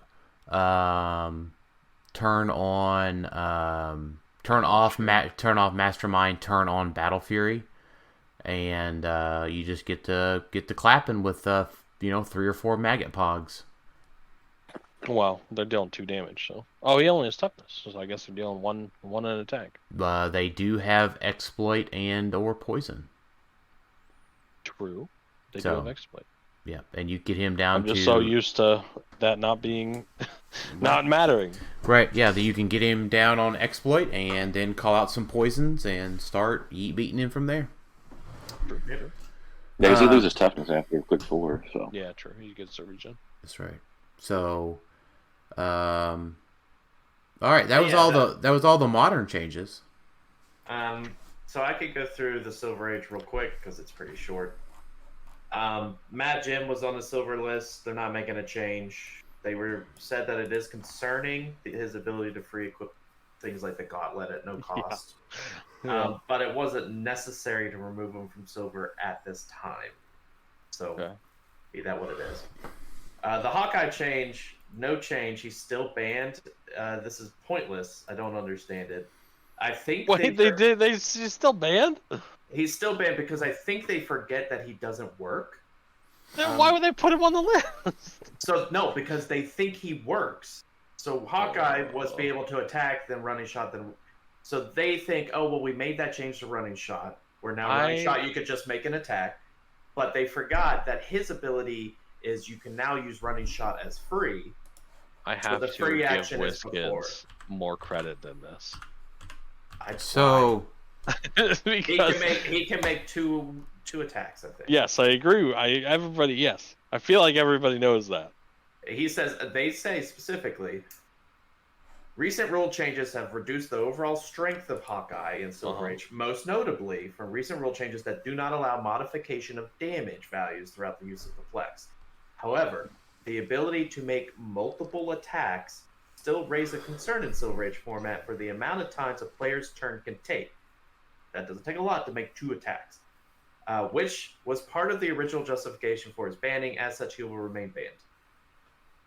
You can only make 2 attacks with him currently. That does sound... Is that... Because he definitely says...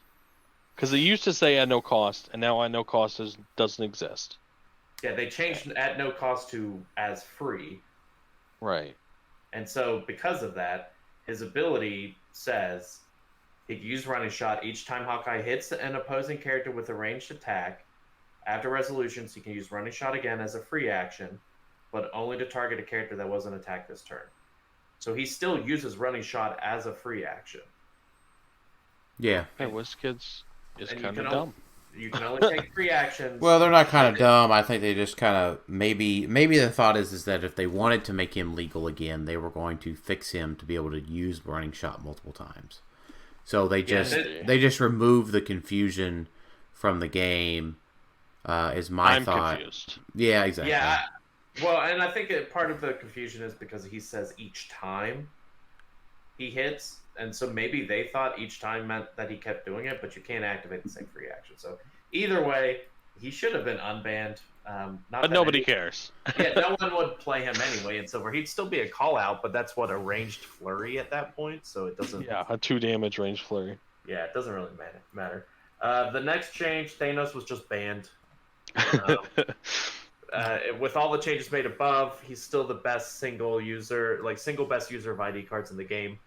Which, key point, they did not ban or change any ID cards in this.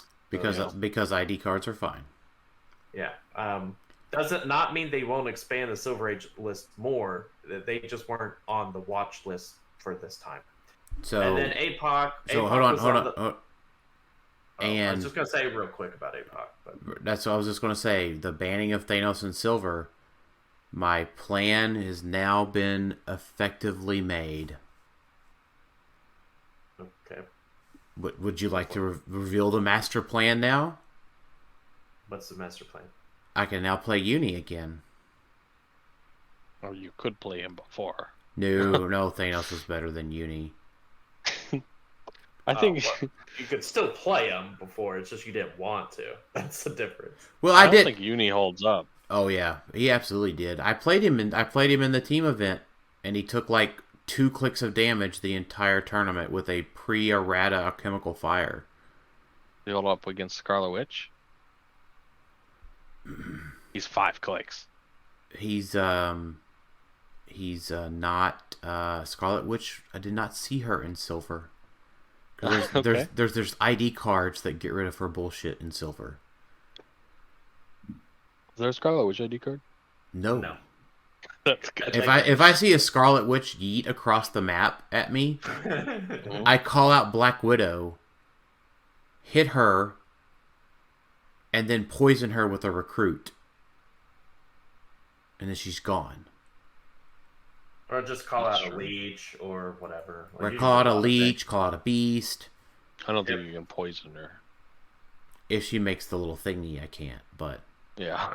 Which she probably isn't moving across the board and not doing anything. Right. Yeah, but the key thing with this change, obviously, is that Thanos was so good, and he could do like the best IDs ever because he was 175 points. So, right. Yeah. Uni's 150. It's fine. I can still call out Captain Marvel.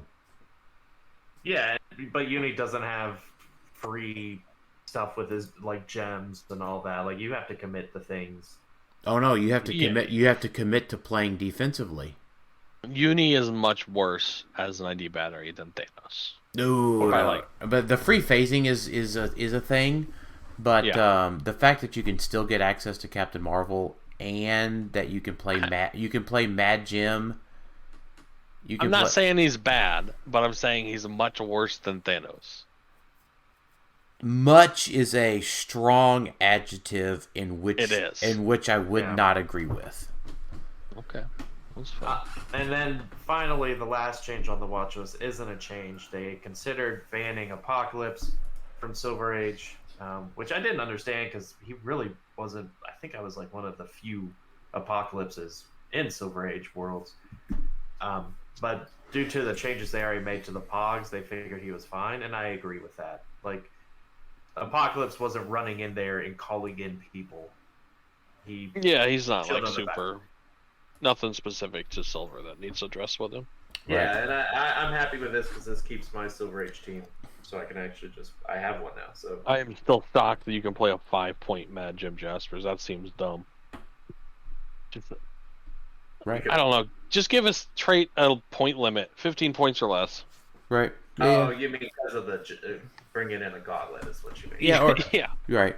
Uni really likes the Cosmic Cube with his 21 defense and stuff. Yeah, I could see that. Or even the Orange Cube is really good on Uni too.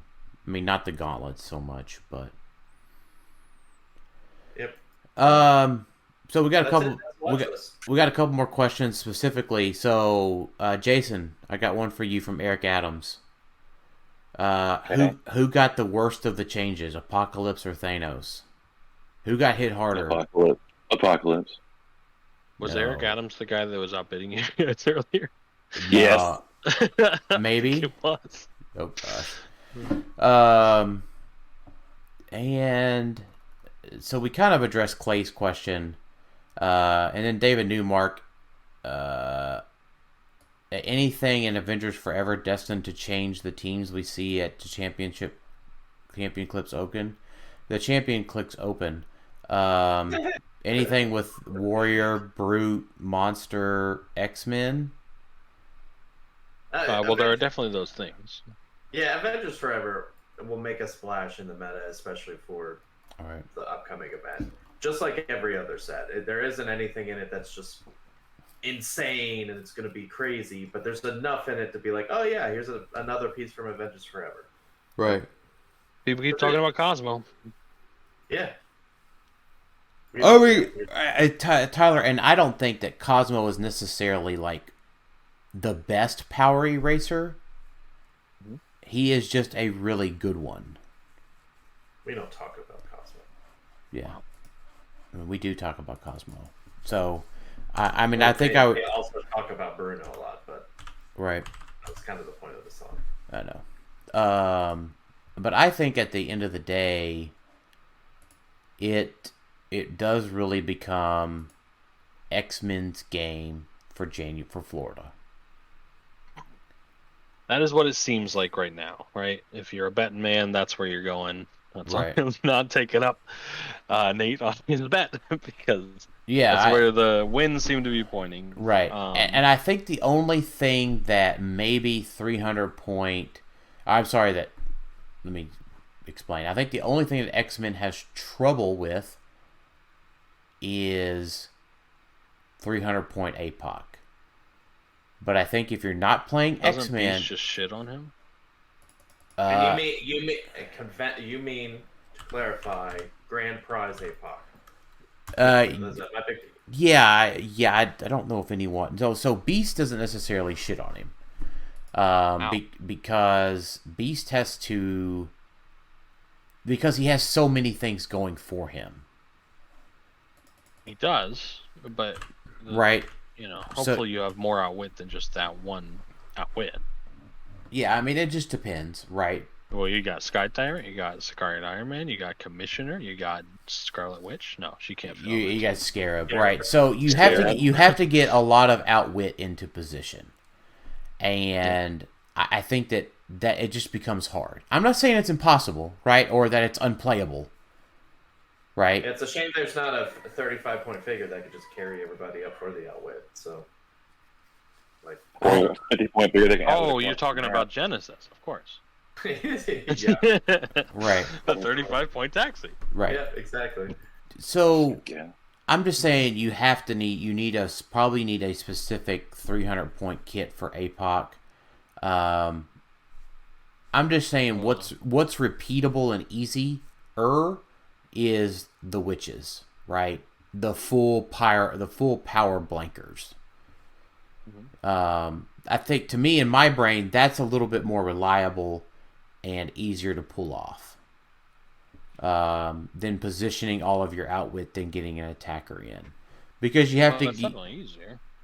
Huh? Yeah. I mean, it's definitely easier. I think the weakness with full point APOC is that it is so easy to play around because it's so one-dimensional that hey, I have to stand 13 squares away from this guy. I can position however I want. As long as I'm 13 squares away from him, I'm going to be totally fine, and I can then go next turn, right? If he moves back, I can move up until I'm 13 squares away from him.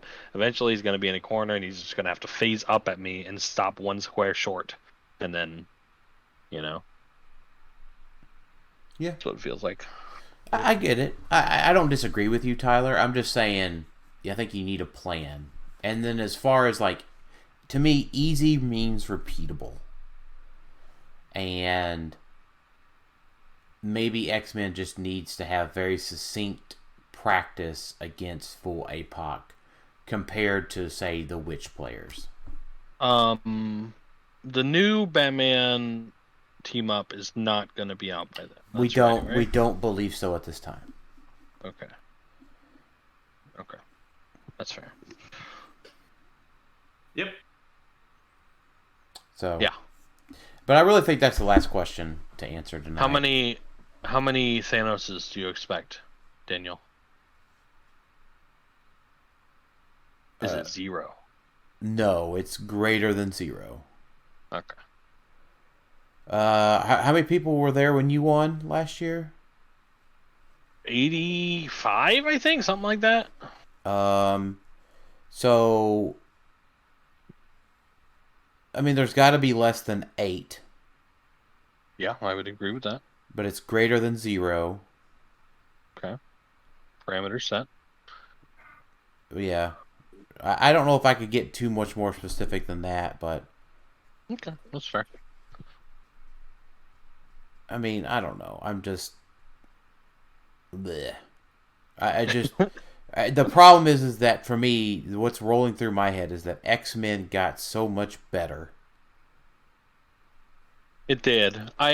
So here's where I'm at. And it was already good. It was. Well, yeah, it was. That's true. I said it before. People have been screaming the X-Men are falling for a year and a half. I don't think we have. We have. We've been like, well, X-Men is going to get good. This new set coming out, Krakoa Revival, X-Men is going to be good. X-Men for a year and a half.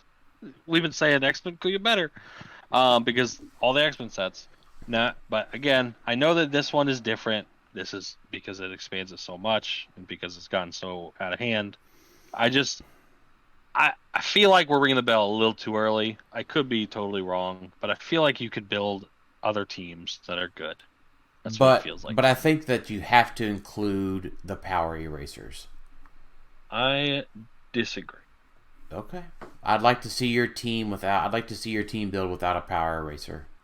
Okay, I sent it in the chat earlier. Okay, well, Right. So gets into the whole thing. We should move on to probably to wrap this up. We should, yeah, I think so. Maybe. Final thoughts, Jason? I had fun talking about stuff that happened on the show over the year. Good time. Yeah, that's a lot of fun. Yeah, I agree with you there. Alex? Yeah, happy 200th episode, everybody. Can't wait for 300th. That's right. True. Tyler? Appreciate, obviously, all the listeners. You make it doable to do this, and we love it, so thank you very much.